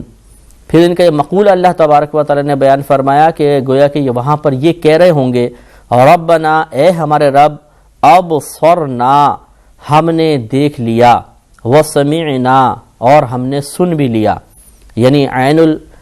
یقین ہمیں حاصل ہو گیا کہ اپنی آنکھوں سے ہم نے دیکھ بھی لیا، اور جن خبروں کو نبیوں نے بتایا تھا انہیں اپنے کانوں سے یہاں پر آ کر سن بھی لیا، یعنی تیرا فیصلہ کرنا، تیرا جہنم میں بھیجنا، جنت میں بھیجنا، جو ہم پہلے سنتے رہے تھے وہ آج اس کو یقینی طور پہ سامنے سن لیا ہے، تو اب وہ تمنا کس بات کی کریں گے کہ فرجعنا، اے اللہ تو ہمیں لوٹا دے، واپس بھیج دے، نعمل صالحا، ہم نیک عمل کریں گے، انا موقنون، بے شک ہم کو یقین آ گیا ہے، ہم تو یقین والے ہو گئے ہیں۔ تو دیکھیے کہ وہاں جانے کے بعد ہر شخص بھی اس بات کو تسلیم کر لے گا کہ جو مذہب اسلام نے کہا تھا وہ حق ہے، جو قرآن میں بیان ہوا تھا وہ بالکل سچ ہے، اور پھر وہ وہاں جا کر پچھتا کر حسرت میں مبتلا ہو کر اللہ کی بارگاہ میں عرض کریں گے کہ اللہ ایک مرتبہ ہمیں دنیا میں دوبارہ بھیج دے، اب ہم خوب نیک عمل کریں گے، کیونکہ ہمیں ان چیزوں کو دیکھ کر بالکل پکا یقین حاصل ہو گیا۔ لیکن لازم سی بات ہے کہ اس وقت کا پچھتانا نافع نہیں ہوگا۔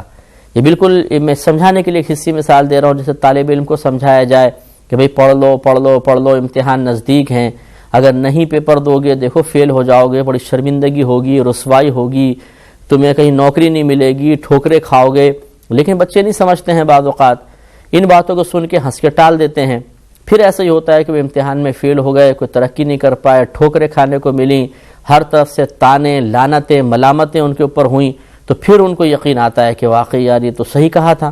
پھر دل میں بعض اوقات تمنا بیدار ہوتی ہے، کاش وہ وقت پہلے ایک دم لوٹ آئے، امتحان سے پہلے کا ماحول بن جائے اور میں اب محنت کر کے امتحان دے لوں، لیکن پھر پچھتانے سے کیا ہوتا ہے کہ امتحان تو گزر گیا۔ تو اس لیے دنیا دارالعمل ہے، جو ابھی موجود ہیں ان کے لیے بڑا نفیس موقع ہے کہ اسلام کی تعلیمات کو سمجھیں، اللہ تعالیٰ کے پیغام کو سمجھیں۔ یہ کتاب ایک حق کتاب ہے، یہ جو خبر دے رہی ہے 100% ایسا ہی ہوگا، کیونکہ یہ اللہ کا کلام ہے، اس رب کا کلام ہے جس نے اس پوری کائنات کو پیدا کیا، آسمانوں کو، زمینوں کو، آپ کو، مجھے، اس تمام کائنات کی نعمتیں، ان کو پیدا کرنے والی وہی ذات ہے جو ہمیں اس قرآن عظیم میں پیغام دے رہی ہے کہ تمہیں میدان محشر میں اس وقت شدید رسوائی کا سامنا کرنا پڑے گا جس وقت جبکہ تم دنیا میں نبیوں کی بات کو ٹالتے رہے ہوگے، آخری نبی پر ایمان لے کر نہیں آؤ گے، قرآن عظیم کو اللہ کی کتاب تسلیم نہیں کرو گے، دیگر معبودان باطلہ کی پرستش کرتے رہو گے، پوجا کرتے رہو گے، تو پھر یہ ایسا حشر ہوگا۔ پہلے قرآن میں بیان کر دیا گیا، لہذا سمجھنا چاہیے اور اسلام کی طرف مائل ہونا چاہیے۔ اسلام کی اسٹڈی کر کے دیکھیں تو کتنا بہترین مذہب ہے، اور اس سے پہلے کہ وہاں پر پچھتاوے کا لمحہ آئے، ہمیں دنیا میں اپنا حساب و کتاب کر لینا چاہیے۔ اور پھر وہاں جا کر یہ تمنا کرنا کہ اللہ تعالیٰ دوبارہ دنیا میں بھیج دے، ہم نیک عمل کریں گے، پھر فائدہ کیا ہے؟ پھر وہاں سے واپس آنا نصیب نہیں ہوگا۔ اور یہاں پر میں ان مسلمانوں کو بھی سمجھاؤں گا کہ جنہوں نے حالت اسلام میں ہی آنکھ کھولی، اللہ تبارک و تعالی نے بغیر طلب کیے ایک مسلمان گھرانے میں پیدا فرما دیا، یہ اللہ کا بہت بڑا کرم ہے۔ وہ سوچیں کہ اگر خدا نخواستہ ایسا نہ ہوتا، ہم کسی اور گھرانے میں پیدا ہو جاتے، کسی غیر مسلم کے ہاں ہوتے، اور اسی ماحول کے زیر اثر رہ کر ہم بھی ساری زندگی حالت کفر میں گزار دیتے، اور پھر میدان محشر میں ہم بھی مجرموں کی لائن میں کھڑے ہوتے، ہمارے سر جھکے ہوتے، اور ہم لجاجت کے ساتھ روتے ہوئے، گڑ گڑاتے ہوئے، پچھتاتے ہوئے، ذلت کے ساتھ، رسوائی کے ساتھ اللہ کی بارگاہ میں عرض کر رہے ہوتے کہ اللہ ایک دفعہ پھر بھیج دے، اب ایمان بھی لائیں گے، نیک عمل بھی کریں گے، لیکن وہاں سے ڈانٹ پھٹکار ان پہ پڑے گی، تو پھر سوچئے کہ کیا ہوتا۔ تو اللہ کا کتنا بڑا کرم نہیں ہے کہ اس نے مسلمان بنا دیا، تو اس پر شکر ادا کرنا چاہیے۔ جب ہم اس پہ شکر کریں گے، اس نعمت کا بار بار احساس کریں گے، آخرت کی ذلت اور رسوائی سے بچنے کے یقین کے ساتھ ہی دل میں ایک اطمینان محسوس کریں گے، تو پھر انشاءاللہ نعمتوں کی کمی کا احساس بھی جاتا رہے گا۔ پھر ہم یوں نہیں کہیں گے کہ اللہ تعالیٰ تو نے ہمیں دیا ہی کیا ہے، فلاں کو یہ دے دیا، یہ دے دیا، یہ دے دیا، مجھے کیا دیا، بلکہ پھر فوراً اندر سے آواز آئے گی کہ نہیں، اللہ تبارک و تعالیٰ نے ایمان عطا فرمایا ہے، مسلمان بنایا ہے، آخرت کی ذلت اور رسوائی سے بچا لیا ہے، جس میں اربوں کھربوں لوگ مبتلا ہوں گے، تو اس وقت پھر دل مطمئن ہوگا۔ تو ان باتوں پہ غور و تفکر انتہائی نافع ہے، اس لیے قرآن عظیم میں اس قسم کے مضامین کو بار بار بیان کیا گیا ہے۔ وَلَوْ شِئْنَا لَآتَيْنَا كُلَّ نَفْسٍ هُدَاهَا، اللہ تعالیٰ فرماتا ہے اگر ہم چاہتے تو ہر جان کو اس کی ہدایت فرما دیتے، وَلَكِنْ حَقَّ الْقَوْلُ مِنِّي، لیکن میری طرف سے یہ بات حق ہو چکی ہے، ثابت ہو چکی ہے، لَأَمْلَأَنَّ جَهَنَّمَ مِنَ الْجِنَّةِ وَالنَّاسِ أَجْمَعِينَ، کہ میں ضرور جہنم کو جنات سے اور سب آدمیوں سے بھر دوں گا۔ یعنی گویا کہ اللہ تبارک و تعالیٰ نے اس میں ارشاد فرمایا کہ اللہ تبارک و تعالیٰ کے لیے کوئی بات مشکل نہیں ہے کہ سب کو ہدایت یافتہ بنا دیتا اور داخل جنت فرما دیتا، لیکن اس کی مشیت یہی ہے کہ وہ چاہتا ہے کہ ہمارا امتحان لے، اور اس کے لیے اس نے ہمیں کچھ اسباب ایسے عطا فرما دی جس سے آخرت بہتر بنتی ہے، کچھ اسباب ایسے عطا فرمائے جو آخرت کی تیاری کے راہ میں رکاوٹ ہوتے ہیں۔ مثلا ہمیں عقل دے دی، انبیاء علیہ السلام بھیجے، مکمل تعلیمات دے دی، یہ سمجھا دیا کہ اچھائی ہے یہ برائی ہے، تو یہ تو سارے اسباب تھے کہ جن کو ہم اختیار کر لیں، صحیح استعمال کریں تو جنت میں چلے جائیں گے۔ اور پھر کچھ رکاوٹیں ڈال دی گئیں، رکاوٹیں پیدا کی گئیں، ان کو ہمیں عبور کرنا تھا۔ مثال کے طور پر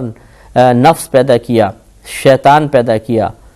اللہ کی یاد سے غافل کرنے والی مخلوق کو پیدا کر دیا، دنیا کو پیدا فرمایا، یعنی دنیا سے مراد ہر وہ چیز جو اللہ کی یاد سے غافل کرے، یہ چیزیں ہمارے درمیان رکھ دی ہیں۔ نفس بھی بہکارا ہے، شیطان بھی غلط مشورے دے رہا ہے، کبھی دنیا کی محبت غالب ہو کر اللہ کی یاد سے غافل کر رہی ہے، کبھی لوگ درمیان میں آڑے آ جاتے ہیں اور وہ ہمیں آخرت کی تیاری صحیح طریقے سے نہیں کرنے دیتے ہیں، تو یہ رکاوٹیں ڈال دی۔ تو اب اللہ تعالیٰ ارشاد فرما رہا ہے میں چاہتا تو سب کو ہدایت دے دیتا، لیکن یہ اللہ کی مشیت یہ ہے کہ اب ان رکاوٹوں کو کون عبور کرتا ہے اور کون ہدایت کے اسباب سے کما حقہ فائدہ حاصل کرتا ہے، یہ اللہ تبارک و تعالیٰ جانتا ہے کہ کیا ہوگا، لیکن بہرحال اس کی مشیت یہی تھی کہ ان کو امتحان میں مبتلا کرو۔ اب جو کامیاب ہوگا وہ جنت میں جائے گا، جو کامیاب نہیں ہوگا وہ جہنم میں جائے گا۔ اس سے یہ نص صریح ہے اس بات پر کہ جن بھی جہنم میں جائیں گے، تو جن اور انسان دونوں جہنم میں جائیں گے، جنت میں بھی جا سکتے ہیں۔ انسانوں کے بارے میں تو بارہا اللہ نے کلام ارشاد فرمایا، اور جنات کے بارے میں اگرچہ اختلاف ہے، لیکن صحیح قول یہ ہے کہ انشاءاللہ جنات مسلمان جو ہیں، صحیح العقیدہ ہیں، وہ بھی جنت میں جائیں گے۔ فذوقوا، تو چکھو تم۔ پہلے اللہ نے فرمایا کہ میں ضرور جہنم کو ان جنات سے اور انسانوں سے بھر دوں گا،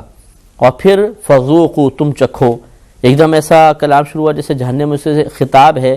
تو یہ ہوتا ہے کہ بعض اوقات آیات میں بہم ربط نہیں ہوتا، تو پھر مفسرین کا کام ہے کہ وہ ان میں ربط پیدا کریں۔ تو گویا کہ اب پہلے اللہ نے یہ ارشاد فرمایا کہ میں انہیں جہنم میں ڈالوں گا، تو جہنم کے فرشتے اب ان سے یہ کہیں گے فذوقوا، تو تم چکھو، بما نسیتم لقاء یومکم ھذا، اب تم یہ عذاب چکھو، یہ بدلہ ہے اس کا جو تم بھول چکے تھے اس موجودہ دن میں اپنے رب کی ملاقات کو، یا اس دن کی حاضری کو تم بھول چکے تھے، اس کا بدلہ ہے، اس کو چکھو، اب عذاب بھگتو۔ تو صحیح بات یہی ہے کہ بہت سے لوگوں نے آخرت کے بارے میں سنا ہے، مسلمان نے بھی، غیر مسلمان تو سب جانتے ہیں، غیر مسلموں نے بھی سنا ہے، لیکن وہ اس کو اہمیت نہیں دیتے ہیں اور سمجھتے ہیں کہ یہ ایک مخصوص مذہب ہے اور وہ اپنے مذہب کی طرف صرف مائل کرنے کے لیے اس قسم کی باتیں کر رہے ہیں، تو ضروری نہیں کہ ہم اس کو اختیار کریں۔ لیکن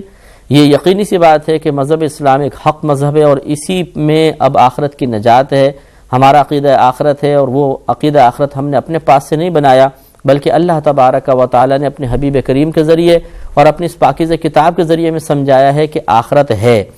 لہٰذا آخرت تو ضرور ہوگی۔ تو وہاں جانے کے بعد پھر جہنم میں جب ڈال دیا جائے گا تو فرشتے اس طرح کلام کریں گے کہ چونکہ تم اس دن کو بھولے ہوئے تھے تو لازم سی بات ہے کہ اس کی تیاری نہ کر سکے، اور تیاری نہ کر سکے تو حالت کفر میں زندگی گزار دی، تو اب تم اس کا بدلہ اور عذاب چکھو۔ انا نسیناکم،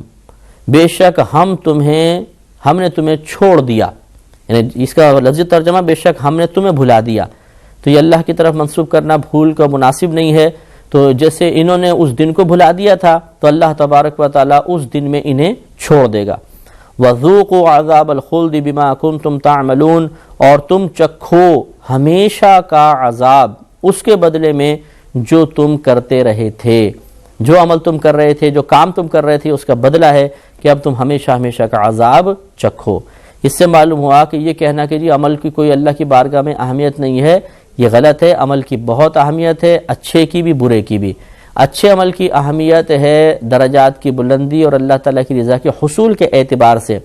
اور برے عمل کی اہمیت ہے اللہ کی ناراضگی، اس کی گرفت کے اعتبار سے۔ تو اس لیے کوشش یہ کرنی چاہیے کہ ہم بھی اچھے اعمال کریں، برے اعمال سے بچنے کی کوشش کریں۔ اب آگے اللہ تبارک و تعالیٰ نے کچھ مومنین کی صفات کا تذکرہ فرمایا، ہمیں غور کرنا چاہیے کہ یہ صفات ہم میں بھی ہیں یا نہیں ہیں۔ ارشاد ہوتا ہے کہ انما یؤمن بآیاتنا الذین اذا ذکروا بها خروا سجدا وسبحوا بحمد ربهم وهم لا يستكبرون، اور محض ایمان رکھنے والے ہماری آیات پر ایمان وہی رکھتے ہیں وہ لوگ کہ جب ذکر کیا جاتا ہے یا یاد دلائی جاتی ہیں انہیں یہ آیات، خروا سجدا، تو وہ سجدے میں گر پڑتے ہیں، وَصَبَّحُوا بِحَمْدِ رَبِّهِمْ، اور اپنے رب کی پاکیزگی یا رب کی تسبیح بیان کرتے ہیں، وَهُمْ لَا يَسْتَكْبِرُونَ، اور وہ تکبر نہیں کرتے۔ تو یہ آیت سجدہ ہے۔ جن بھائی بہنوں نے اس تفسیر کو سنا، اگر بہتر یہ ہے کہ آپ بھی سجدہ کر لیجئے گا، اس میں کوئی حرج نہیں ہے، اگرچہ اختلافی مسئلہ ہے کہ ٹی وی کی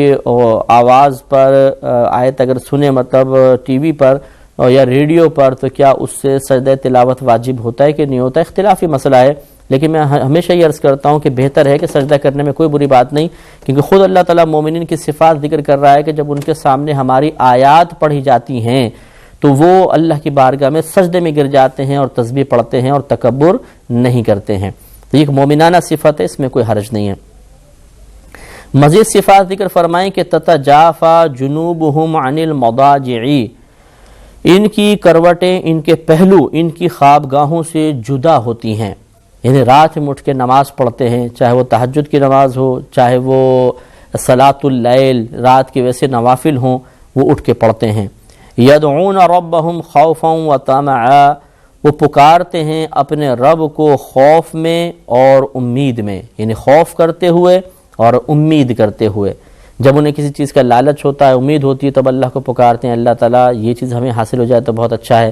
جب کسی چیز کا خوف ہوتا ہے تو اس سے دوری کے لیے اللہ کی بارگاہ میں رجوع کرتے ہیں۔ وَمِمَّا رَزَقْنَاهُمْ يُنْفِقُونَ، اور ان چیزوں میں سے جو ہم نے انہیں عطا کی وہ خرچ کرتے ہیں۔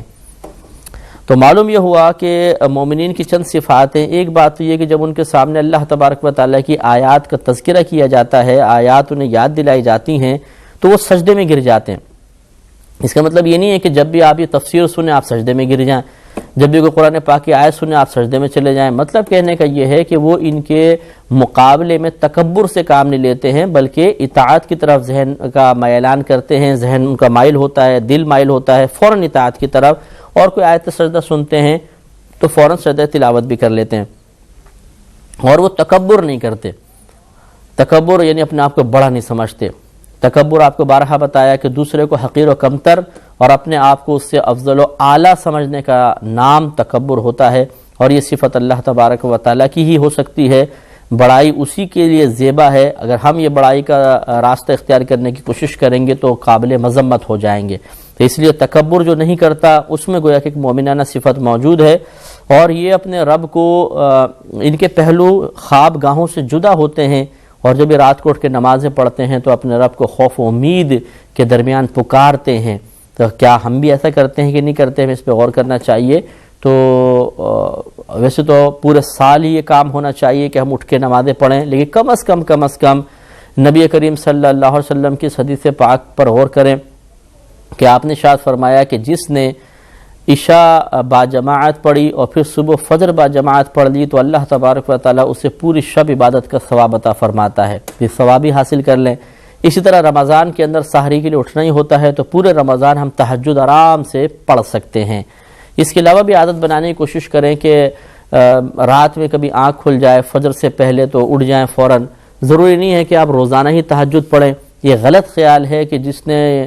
تہجد شروع کر لی وہ کبھی چھوڑ ہی نہیں سکتا، روزانہ پڑھے. یہ بہت اچھا ہے، نور علی نور ہے، لیکن اگر آپ کی پابندی نہیں ہے، استقامت نہیں ہو پاتی، جب آنکھ کھلے اپنے 2 رکعت نماز پڑھ لیجئے تو انشاءاللہ ایک مومنانہ صفت کا اظہار ہوگا اور اللہ تعالی سے خوش ہوتا ہے. اور وَمِمَّا رَزَقْنَاهُمْ يُنْفِقُونَ، اور ان چیزوں میں سے جو ہم نے انہیں عطا کی وہ خرچ کرتے ہیں. تو خرچ کرنا اللہ کی راہ میں یہ بھی ایک مومنانہ صفت ہے. لیکن اس پہ ہم بارہا کلام کر چکے ہیں کہ کون سا پیسہ خرچ کرنا چاہیے، کون سا نہیں، کس مقام پہ خرچ کرنا چاہیے، کس مقام پہ نہیں، کس طریقے سے خرچ کرنا چاہیے، کس طریقے سے نہیں. اس کا علم سیکھنا بہت ضروری ہے. اگر نہیں سیکھیں گے تو اللہ کی راہ میں دینے کے باوجود بعض اوقات جہنم مقدر ہو جاتی ہے، اور بعض اوقات اللہ کی راہ میں نہ دینے کی وجہ سے انسان قابل گرفت ہو جاتا ہے، اور بعض اوقات نہ دینے کی بنا پر اس کے درجات بلند ہو جاتے ہیں. تو یہ سب کچھ علم کا تقاضا کرتا ہے کہ آدمی کے پاس وسعت علمی ہونی چاہیے. اسی لیے ہم بارہا یہ سمجھاتے ہیں کہ کبھی بھی آپ دینی لحاظ سے کوئی پیسہ خرچ کرنا چاہیں کسی بھی مقام پر تو بہت اچھا ہے کہ کسی صاحب علم سے مشورہ کر لیجئے کہ ہم اس مقام پہ پیسہ خرچ کرنا چاہ رہے ہیں، کیا یہ درست ہے، کیا یہ جس انداز سے ہم دینا چاہ رہے ہیں یہ درست ہے. تو بہت بہتر آپ کو مشورہ مل جائے گا، اور اس طرح آپ کی نیکی ضائع نہیں ہوگی، انشاءاللہ ثواب مکمل حاصل ہو جائے گا. فَلَا تَعْلَمُ نَفْسٌ مَّا أُخْفِيَ لَهُم مِّن قُرَّةِ أَعْيُنٍ، تو کسی جان کو یہ بات معلوم نہیں کہ جو آنکھ کی ٹھنڈک اس کے لیے چھپا رکھی ہے.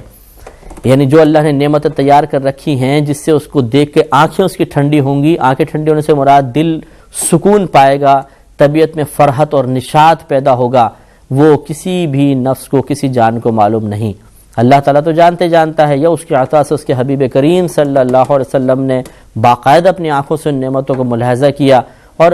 نبی کریم کی وسیلہ جلیلہ سے، اللہ کی عطا سے اور نبی کے ذریعے اور سبب سے یہ اکابر اولیاء اعظام اور علماء اور بعض فقہا کو بھی اللہ تعالیٰ جو اللہ کی بارگاہ میں مقرب ہوتے ہیں وہ مناظر دکھائے جاتے ہیں کہ آخرت میں کیا کیا ملے گا. بہرحال اللہ نے آخرت میں ہمارے لیے بہت کچھ تیار کر رکھا ہے، اور اس سے ہماری آنکھیں انشاءاللہ برود قیامت ٹھنڈی ہوں گی.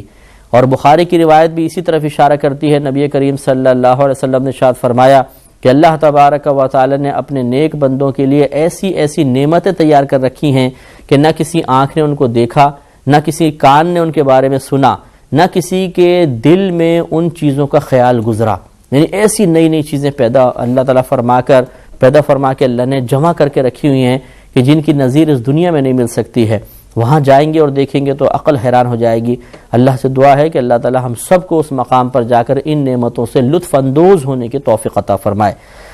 لہذا ارشاد فرمایا کہ نہیں جانتی کوئی بھی جان کہ کیا چھپایا گیا ہے یا کیا چھپا کر تیار رکھا ہوا ہے ان کے لیے آنکھوں کی ٹھنڈک میں سے. جزاء بما کانوا یعملون، یہ بدلہ ہے اس کا جو وہ کرتے رہے تھے، جو عمل وہ کرتے تھے اس کا بدلہ ہوگا.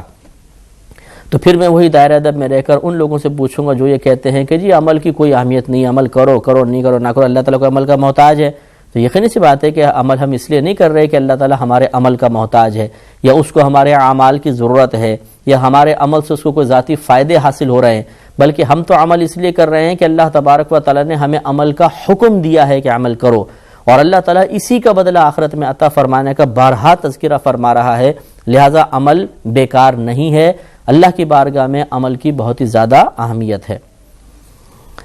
پھر آگے ارشاد فرمایا کہ افمن کان مؤمنا کمن کان فاسقا لا یستوون، تو کیا پس جو مومن ہو وہ اس کی مثل ہوگا جو فاسق ہو؟ یہ دونوں برابر نہیں ہو سکتے ہیں۔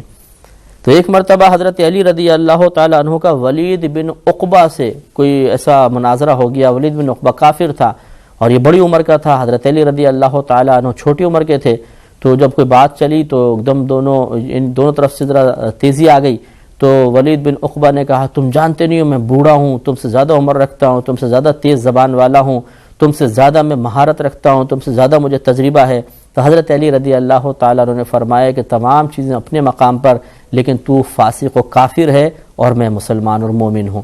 یعنی گویا کہ آپ نے سمجھایا کہ تیری یہ جزوی فضیلتیں تجھے مجھ سے بلند نہیں کر سکتی، اصل اللہ تعالیٰ کی بارگاہ میں درجات کی بلندی اور اس کی بارگاہ میں تقرب کا معیار کفر اور ایمان ہے۔ جو جتنا کافر ہوگا وہ اتنا ہی دور ہوگا، اسے اتنا ہی تقرب حاصل نہیں ہوگا، اتنا زیادہ درگاہ ہوگا، اور جو مومن ہوگا وہ اللہ کی بارگاہ میں اتنا ہی مقبول ہوگا۔ تو پھر اللہ نے اس پر یہ آیت نازل فرمائی کہ کیا پس جو مومن ہو وہ اس کی طرح ہوگا جو فاسق ہو؟ ویسے فاسق کہتے ہیں گناہ کبیرہ کرنے والے کو، لیکن جب لفظ فاسق مومن کے مقابلے میں بولا جائے گا تو اس سے کافر مراد ہوگا۔ تو ارشاد فرمایا کہ کیا پس جو مومن ہو اس کی مثل ہوگا جو کافر ہو؟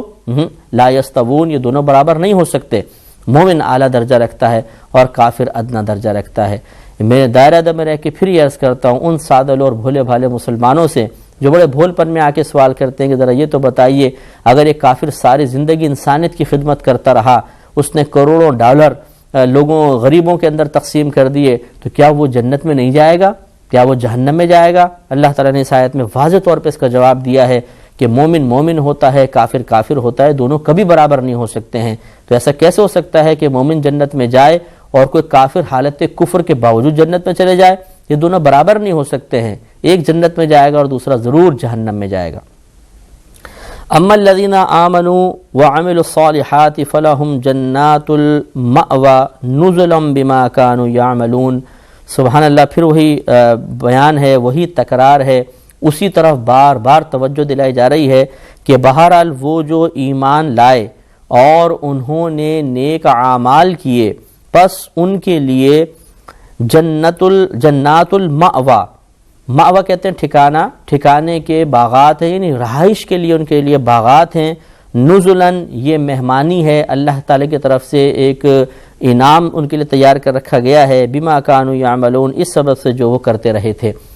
تو یہاں پر بھی آپ یہ دیکھیے کہ اللہ تبارک و تعالیٰ نے ایمان اور ایمان کے بعد عمل کو اہمیت دی کہ ایمان بھی ہو اور پھر عمل ہو تو اللہ تبارک و تعالیٰ جنت میں داخلہ عطا فرمائے گا جہاں پر بڑی نعمتیں ہیں، تو یہ ان کا بدلہ ہے جو دنیا میں وہ نیک عمل کرتے رہے تھے۔ اس سے معلوم یہ ہوا کہ صرف ایمان لانا کافی نہیں ہے، جیسے عمل سے راہ فرار اختیار کرنے والوں نے اپنے متبعین کو اپنے دام تصویر میں پھانس کر ان کا ذہن بنا دیا کہ جی بس ایمان لے آئے مسلمانوں کافی، اب نماز پڑھنا کوئی ضروری نہیں ہے، علم سیکھنا کوئی ضروری نہیں ہے، بس ہمارے آستانے پر آؤ اور نذرانہ دیتے رہو، ہماری جیبیں بھرتے رہو، تم جنت میں چلے جاؤ گے۔ بالکل غلط ہے۔ نبی کریم صلی اللہ علیہ وسلم سے بڑھ کر کوئی مرشد نہیں، نبی کریم سے بڑھ کر کوئی پیر نہیں، نبی کریم صلی اللہ علیہ وسلم سے بڑھ کر کوئی شیخ نہیں۔ آپ کی حیثیت صحابہ کرام میں اگر طریقت کی روشنی میں دیکھی جائے تو بالکل ایسی ہی تھی جیسے ایک شیخ ہوں، ایک بڑے پیر صاحب ہوں اور ان کے بہت سارے مریدین ہوں۔ آپ ذرا کوئی ایک مثال بتا دیجئے کہ نبی کریم صلی اللہ علیہ وسلم نے صحابہ کرام کو نذرانوں کے اندر پھنسا دیا ہو کہ نذرانے لا کر دو اور میں تمہیں جنت دیتا جاؤں گا، حالانکہ وہ تو مالک کائنات ہیں، اللہ کی عطا سے جنت عطا فرما سکتے ہیں، لیکن اس کے باوجود یہ طریقہ اختیار نہیں کیا، تو ہمیں اس پر بھی غور کرنا چاہیے۔ سنیے کہ معاذ اللہ ہر آستانہ خراب ہے، ہر پیر صاحب غلط ہوتے ہیں، بہت اچھے اچھے لوگ بھی ابھی بھی موجود ہیں، لیکن آپ کو معلوم ہے کہ ہر طبقے میں، ہر گروپ کے اندر کچھ ایسے لوگ ہوتے ہیں جو اس پورے حلقے کی بدنامی کا سبب بن جاتے ہیں۔ لہذا اس قسم کے لوگ بھی آگے آ گئے جنہوں نے اپنے متبعین کو عمل کی اہمیت کبھی نہیں بتائی بلکہ اس کو معمولی کر کے بیان کیا، اس وجہ سے کہ خود بے عمل ہیں، اس وجہ سے کہ وہ اپنے لیے خود سہولت چاہتے ہیں، آسانی چاہتے ہیں، وہ خود نفسانی خواہشات کے پیچھے چلنے والے ہیں۔ تو اگر وہ عمل کی ترغیب دیں گے تو لازم بات ہے کہ جو تابع شخص ہے وہ کہے گا حضرت آپ تو عمل کرتے نہیں، بڑی ہمیں ترغیب دے رہے ہیں۔ اچھا، اگر وہ عمل کو غیر اہم ثابت نہ کریں تب بھی وسوسہ پیدا ہو سکتا ہے کہ کہیں سے سن کر آ کے وہ سوچنا شروع کر دے کہ حضرت تو عمل کرتے نہیں، اور فلاں تو بیان کر رہا تھا۔ تو لہٰذا ان کا ایسا ذہن بنا دو کہ کوئی اس قسم کا وسوسہ نہ آئے اور ہم سے بدگمانی نہ ہو۔ تو اس کا طریقہ بہترین یہ ہے کہ عمل کے بارے میں کہا جائے کہ عمل کی کوئی اہمیت نہیں ہے، اللہ کو عمل کی کیا ضرورت ہے، یہ دل صاف ہونا چاہیے بس، اور اس کے بعد تاکہ متبعین کا ذہن بن جائے کہ بس ٹھیک ہے، پھر عمل کی ضرورت تو ہے ہی نہیں۔ اور پھر وہ بعض اوقات تسلیاں دیتے ہیں کہ بس ہم سے وابستہ رہو، ہمارے دامن کو تھام کر رہو، ہمارے آستانے پہ آتے رہو، حاضری دیتے رہو اور اللہ والوں کی خدمت کرتے رہو، تمہارا بیڑا پار ہو جائے گا۔ اب اللہ والا کون ہے بھائی؟ آپ اللہ والے ہیں کہ زبان سے صرف اللہ اللہ کہتے رہے تو آپ اللہ والے بن گئے؟ تو یہ بڑے غلط رویہ اب لوگوں میں عام ہو چکا ہے، اور لوگ ان لوگوں کے اندر پھنسے ہوئے ہیں، بیچارے نکل نہیں پاتے ہیں، حسن عقیدت قائم رکھ کر ان کے ساتھ وابستہ ہیں۔ تو یہی میں عرض کر رہا تھا کہ نبی کریم صلی اللہ علیہ وسلم کو اگر طریقت کے حوالے سے دیکھا جائے کہ جیسے ایک پیر ہوتا ہے، اس کے متبعین ہوتے ہیں، نبی کریم صلی اللہ علیہ وسلم بھی ایک مرشد اعظم ہیں، آپ ہدایت عطا فرمانے والے ہیں، اور آپ کو تو اللہ نے اتنا اختیار دیا تھا کہ آپ چاہتے تو جس کو چاہتے جنت عطا فرما دیتے، یہ آپ کو اتنا اختیار تھا اللہ کی عطا سے۔ لیکن اس کے باوجود ہم نے کہیں نہیں دیکھا کہ نبی کریم صلی اللہ علیہ وسلم نے صحابہ کرام کو، اپنے متبعین کو عمل سے غافل کیا ہو،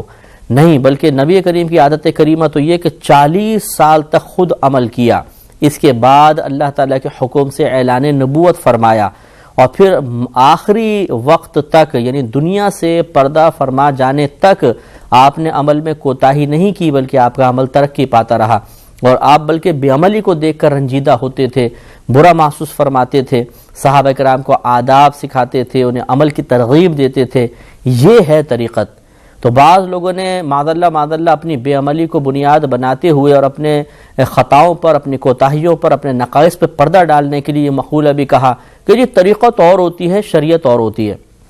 سبحان اللہ، یعنی وہ کہتے ہیں جو مولوی لوگ ہیں نا، عالم لوگ، یہ شریعت پہ چلتے ہیں، ہم طریقت والے ہیں، حالانکہ یہ جہالت بھرا قول ہے۔ شریعت نبی کریم صلی اللہ علیہ وسلم کے قول کا نام ہے، اور طریقت نبی کریم صلی اللہ علیہ وسلم کے عمل مبارکہ کا نام ہے، تھیوری اینڈ پریکٹیکل کا نام ہے۔ جو تھیوری ہے وہ شریعت کہلاتی ہے اور پریکٹیکل طریقت کہلاتا ہے۔ تو یہ دونوں علیحدہ کہاں ہوئے؟ یہ تو بالکل لازم و ملزوم ہیں۔ تو یہ وہ لوگ ہوتے ہیں جو اپنے نفسانی خواہشات کے تابع ہو کر خود اپنے آپ کو لوگوں کی گرفت سے بچانے کے لیے علماء سے بھی بدظن کر دیتے ہیں، عمل سے بدظن کر دیتے ہیں۔ ایسے لوگوں کو سمجھنا چاہیے، ایسے لوگوں سے اپنا دامن چھڑانے کی کوشش کرنی چاہیے بلا برا مانے۔ میں نے کسی شخص کو بنیاد بنا کے جملے نہیں کہے، نہ ہمارا یہ کام ہے کہ ہم کسی شخص پہ تنقید کریں، نہ آپ پورے اس بیان کے بعد کو نتیجہ نکال کے بتا سکتے ہیں کہ جی فلاں کے بارے میں آپ یہ کہہ رہے ہیں۔ ہم تو ایک جنرلی بات عرض کر رہے ہیں، اور یہ ہمارا فرض ہے کہ ہم اس بات کی نشاندہی کریں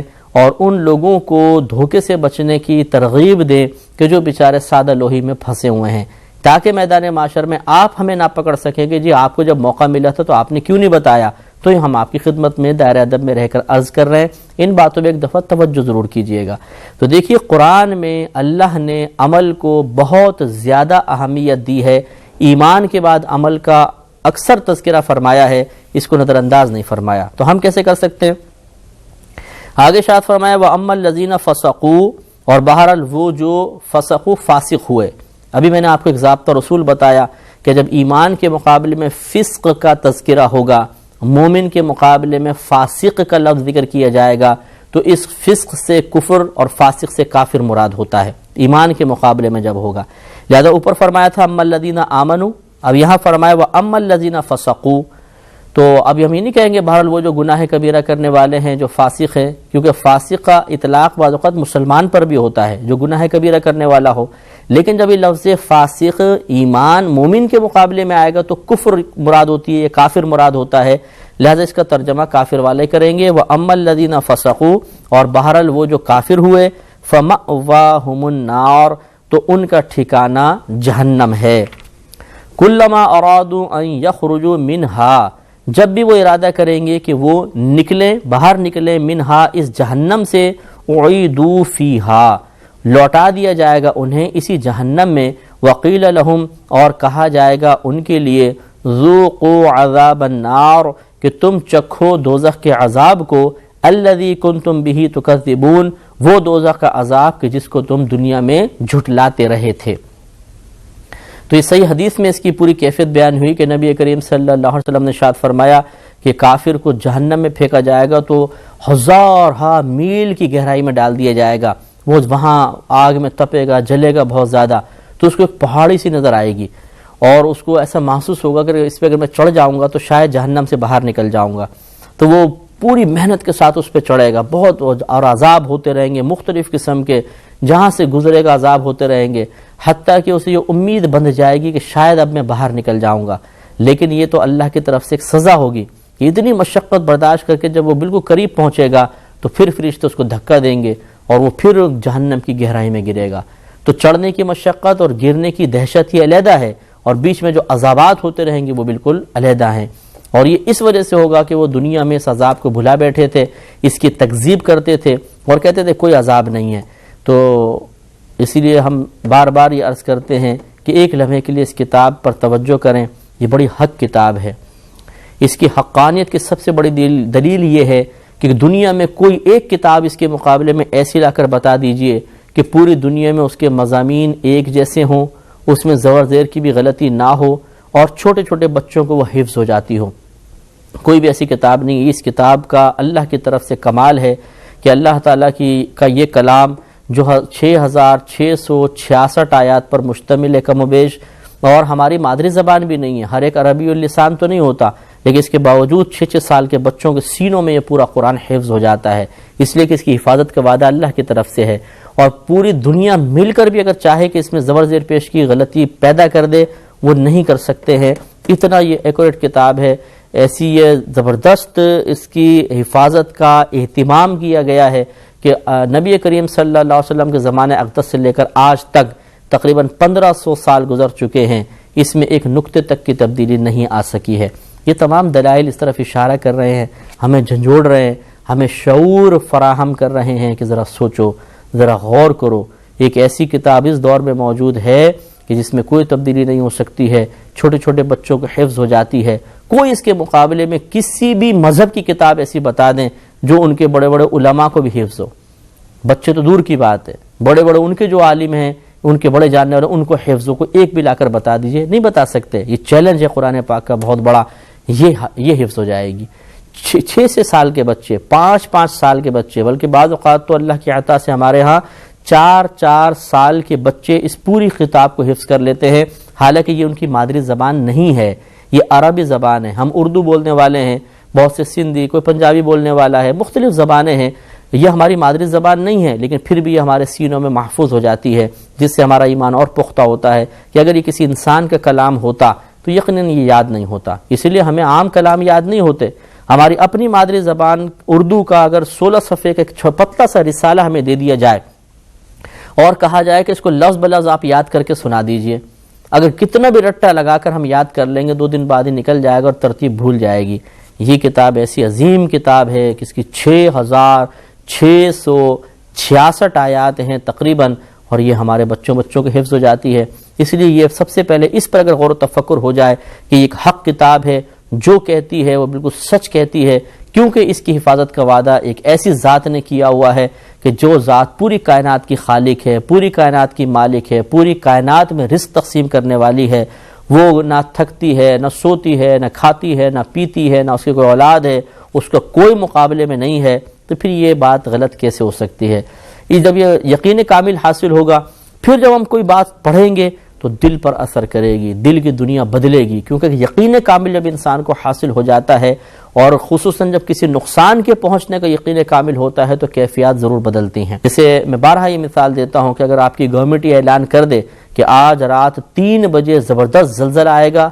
اور تمام گھر گر جائیں گے، جو گھروں میں ہوں گے دب جائیں گے، تو ہماری گزارش ہے کہ آپ میدانوں میں نکل جائیے، باہر چوڑی چوڑی روڈوں پر آ جائیے، تاکہ آپ زلزلے کی زد سے محفوظ رہیں۔ تو میرے خیال میں اگر بار بار میڈیا پر یہ اشتہار چلایا جائے، یہ اعلان کیا جائے، اخباروں میں بھی آ جائے، تو کوئی ایسا شخص نہیں ہوگا جو اس رات 3 بجے اپنے گھر کے اندر آپ کو نظر آئے، اس لیے کہ ان خبروں کے بعد ایک ایسا یقین کامل انسان کو حاصل ہو جائے گا جو یقین کامل وقتی کیفیات، دل کی کیفیات کو بدلے گا، اور یہ کیفیات ہمیں ایک عمل پر مجبور کر دیں گی کہ فوراً باہر نکلو، 3 بجے گھر میں مت رہو، اور ہم عمل کریں گے۔ تو اسی طریقے سے جب قرآن پاک کی حقانیت ہمارے سامنے واضح ہو جائے گی اور اس کے ہر آیت کے مضمون کے بارے میں ہم یہ سمجھ جائیں گے کہ یہ غلط نہیں ہو سکتا، جھوٹا نہیں ہو سکتا، اس لیے کہ کسی انسان کی طرف سے نہیں ہے، یہ مالک کائنات کی طرف سے ہے، تو پھر دل کی دنیا بدلے گی، پھر یہ اثر کرے گی دل پر اور ہمیں عمل کی طرف مائل کرے گی، اور انشاءاللہ اس کے بعد جو آپ کا ذہن درست فیصلہ کرے اس کو قبول کرنا چاہیے، اور امید ہے کہ وہ فیصلہ یہی ہوگا کہ اسلام ایک حق مذہب ہے، اس کو اختیار کرنا چاہیے۔ لہذا آپ یہ دیکھیے کہ اللہ تبارک و تعالیٰ نے اس میں واضح طور پہ فرمایا کہ جو لوگ کافر ہوئے ان کا ٹھکانہ جہنم ہے، اور پھر جب بھی وہ ارادہ کریں گے کہ جہنم سے باہر نکل جائیں تو وہ باہر نہیں نکل سکتے، بلکہ دوبارہ ان کو اسی میں بھیج دیا جائے گا، اور کہا جائے گا ان کے لیے کہ چکھو اس آگ کے عذاب کو جس کو تم دنیا میں جھٹلاتے تھے، جس کا انکار کرتے تھے۔ جیسے کوئی اور مذہب والا ہوگا، اس کے سامنے جب یہ بات بیان کی جائے کہ جی آخرت ہے، عذاب بھی ہوگا، تو شاید وہ مذاق اڑاتے ہوئے کہے کہ جی یہ تو آپ کے ہاں ہے، ہم تو اس کو تسلیم نہیں کرتے ہیں، جھٹلا دیتے ہیں۔ لیکن یقینی سی بات ہے کہ ایک دن ہوگا اور ہم یہ اپنی آنکھوں سے وہاں جا کر دیکھیں گے۔ وَلَنُذِيقَنَّهُم مِّنَ الْعَذَابِ الْأَدْنَىٰ دُونَ الْعَذَابِ الْأَكْبَرِ لَعَلَّهُمْ يَرْجِعُونَ، اور ضرور ہم انہیں مبتلا کریں گے کچھ نزدیک کے عذاب میں اس بڑے عذاب سے پہلے، یعنی آخرت کے بڑے عذاب سے پہلے دنیا کے اندر کچھ عذاب چکھائیں گے۔ اس سے عذاب قبر بھی مراد ہو سکتا ہے، اس سے دنیا کی ذلت و رسوائی مراد ہو سکتی ہے، اس سے پسپائی اور کسی کی غلامی میں آنا بھی مراد ہو سکتا ہے، جیسا کہ اکثر ہوا ہے۔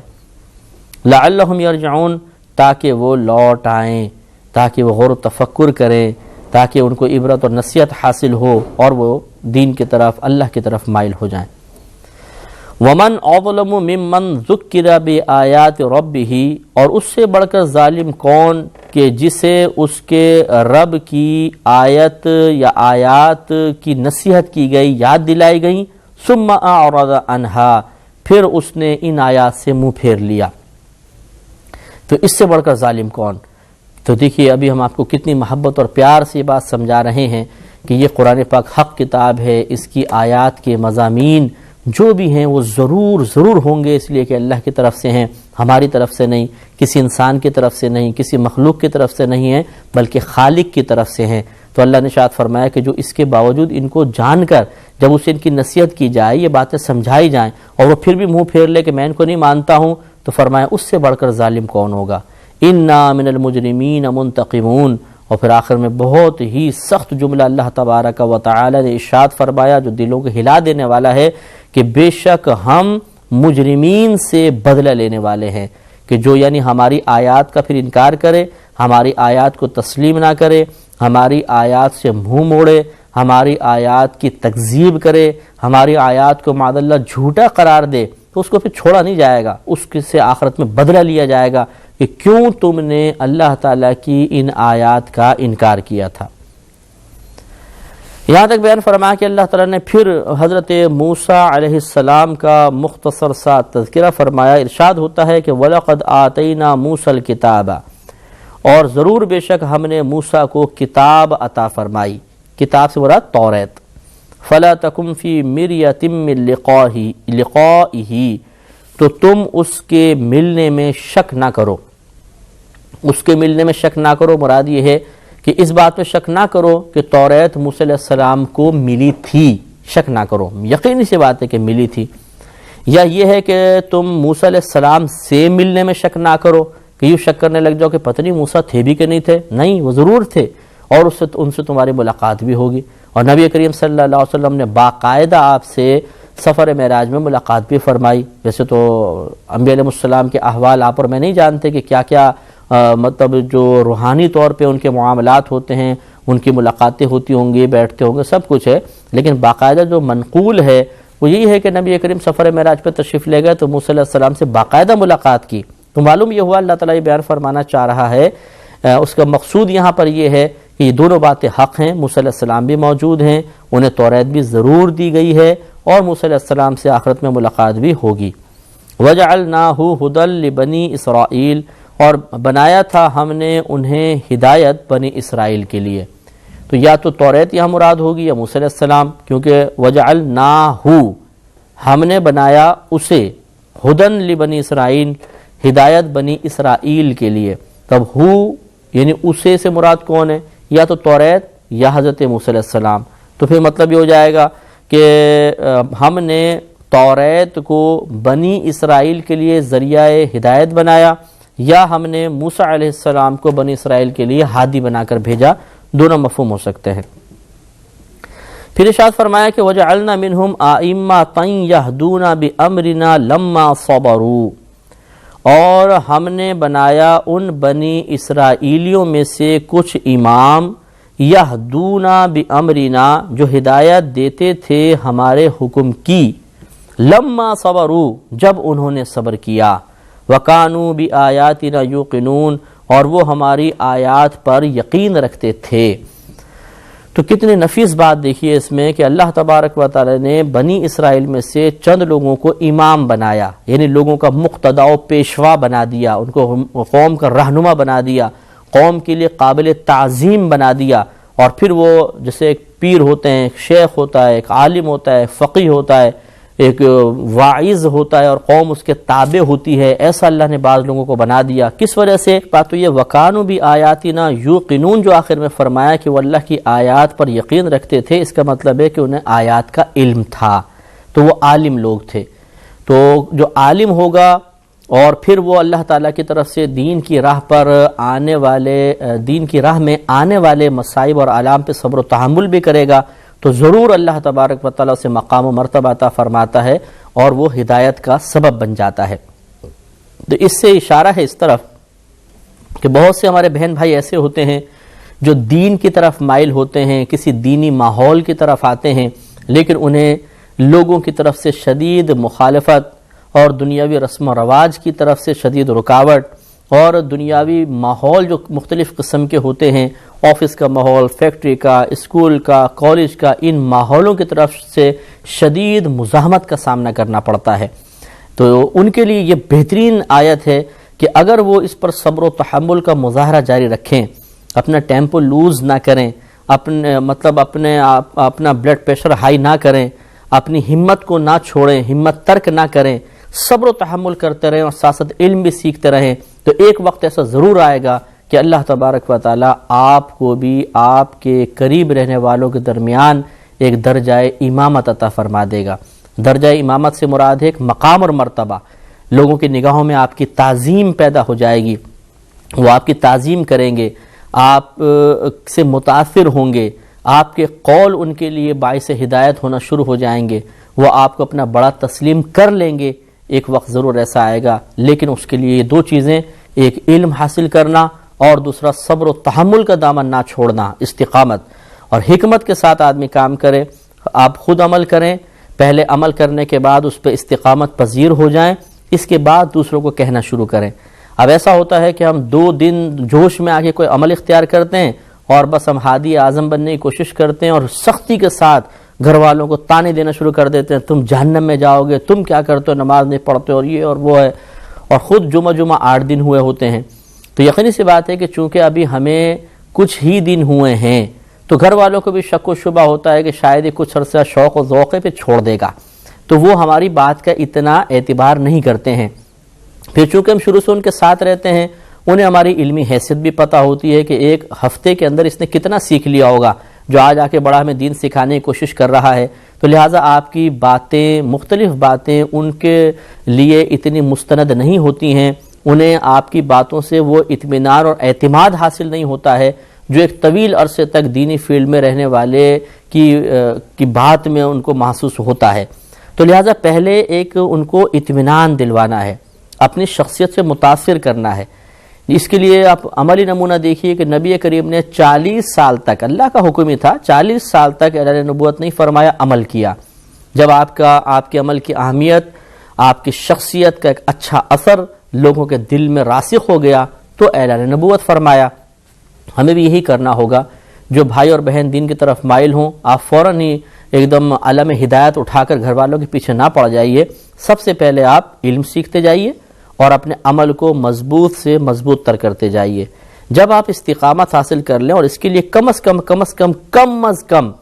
6 سے 8 مہینے یا پورا سال بھی ہو سکتا ہے، آپ استقامت سے عمل کیجئے، مسلسل علم حاصل کرتے رہیے اور اپنی شخصیت کا ایک اثر اپنے گھر میں قائم کرتے رہیں. انشاءاللہ 1 سال تک تقریباً اگر آپ عمل کرنے میں کامیاب ہو جاتے ہیں تو اس کے بعد آپ کی شخصیت کا ایک ایسا اثر قائم ہو جائے گا کہ پھر آپ گھر والوں کو نرمی سے جو بات سمجھائیں گے انشاءاللہ وہ ضرور قبول کریں گے. تو حکمت بہت ضروری ہے. لیکن اس کا مطلب یہ نہیں ہے کہ آپ 1 سال تک تبلیغ دین ہی نہیں کیجیے گا، گھر والوں کو سمجھائیے گا ہی نہیں، یہ میں کہنے کا مقصد نہیں ہے. لیکن اگر آپ اپنی بات کو مؤثر کرنا چاہتے ہیں اور اس میں ایک قوت چاہتے ہیں کہ ایک پاور ہو، ایک قوت ہو اور آپ کی بات رائے گا نہ جائے، رد نہ کی جائے، تو یہ حکمت عملی اختیار کر کے دیکھیے، پھر انشاءاللہ فائدہ دیکھیں. یہی عمل آپ کو اسکول میں بھی کرنا ہے، کالج میں کرنا ہے، آفس فیکٹری میں کرنا ہے کہ پہلے اپنی ذات سے متاثر کریں، اس کے بعد بولیے. اگر آپ کی ذات متاثر کن نہیں ہے تو آپ کی بات بے اثر ہو جائے گی اور اچھی سے اچھی بات کو بھی سامنے والا رد کر دے گا اور آپ اکیلے بیٹھ کے سوچیں گے یار میری زبان میں تو تاثیر ہی نہیں ہے، فلاں بولتا ہے تو بڑا اثر قبول ہوتا ہے، میں بولتا ہوں تو نہیں ہوتا. اس لیے نہیں ہوتا کہ ابھی آپ نے اثر قائم کرنے والے اقدامات کیے نہیں ہیں. جب کریں گے تو فائدہ ہوگا نا. تو اس پہ ذرا توجہ کیجیے گا. ان ربک ہوا یفصل بینہم یوم القیامت فیما کانوا فیہ یختلفون، بے شک آپ کا رب وہ ان کے درمیان فیصلہ فرما دے گا قیامت کے دن ان امور کے بارے میں کہ جس میں وہ دنیا میں اختلاف کیا کرتے تھے.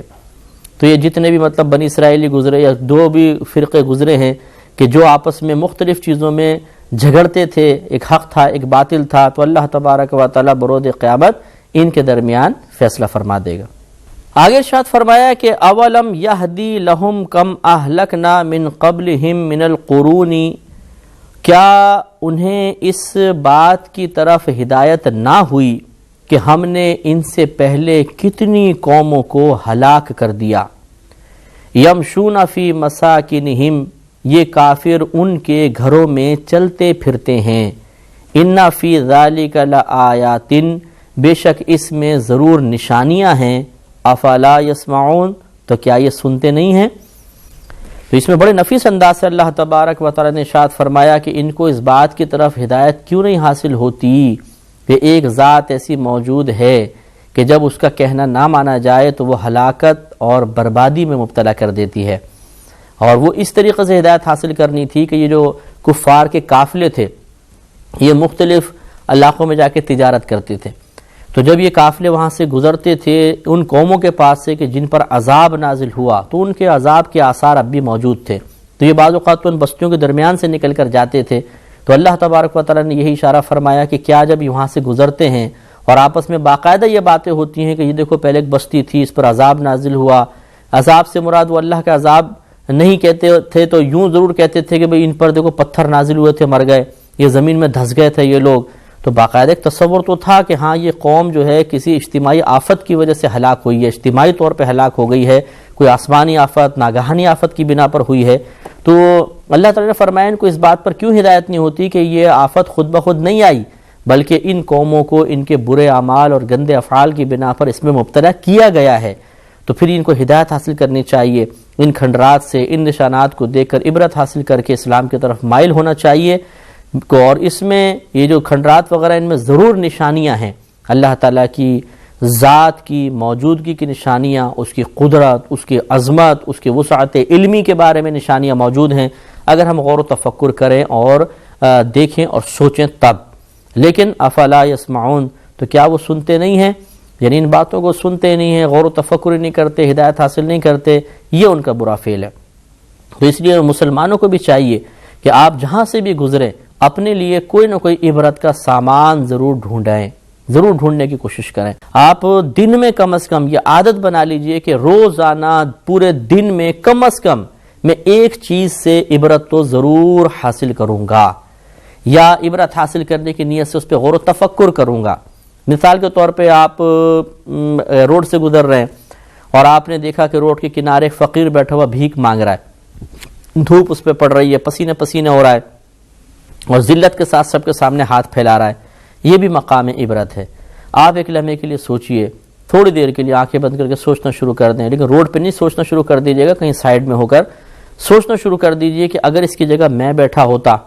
مجھے کتنی گرمی لگ رہی ہوتی، میرے جب پسینہ بہہ رہا ہوتا تو اس پسینے سے مجھے کیسی تکلیف ہو رہی ہوتی، پھر یہ جو گاڑی گزرنے والے بھی تو میں گاڑی میں بیٹھ کر دیکھ رہا ہوں یا کھڑے ہو کر دیکھ رہا ہوں، میں بیٹھ کے اگر گاڑیوں کو گزرتے ہوئے دیکھوں گا تو کیسا لگوں گا۔ تو کبھی موقع ملے تو کوئی ہونا نا تو روڈ کے کنارے بیٹھ کے ذرا دیکھیے گا، ایک دو گاڑیاں گزرنے دیجیے گا تو آپ کو کیفیت کا صحیح اندازہ ہوگا۔ اس کے بعد پھر سوچیے گا اگر میں سب کے سامنے یوں ہاتھ پھیلاؤں تو کیا ہوگا، اور اگر کوئی گالی دے کر برا بھلا کہہ کر مجھے جھٹک دے گا تو میری قلبی کیفیت کیا ہوں گی۔ جب ان تمام باتوں میں غور و تفکر کریں گے تو بے اختیار زبان سے نکلے گا، اے اللہ تیرا بڑا شکر ہے کہ تو نے بہت عطا فرمایا ہے،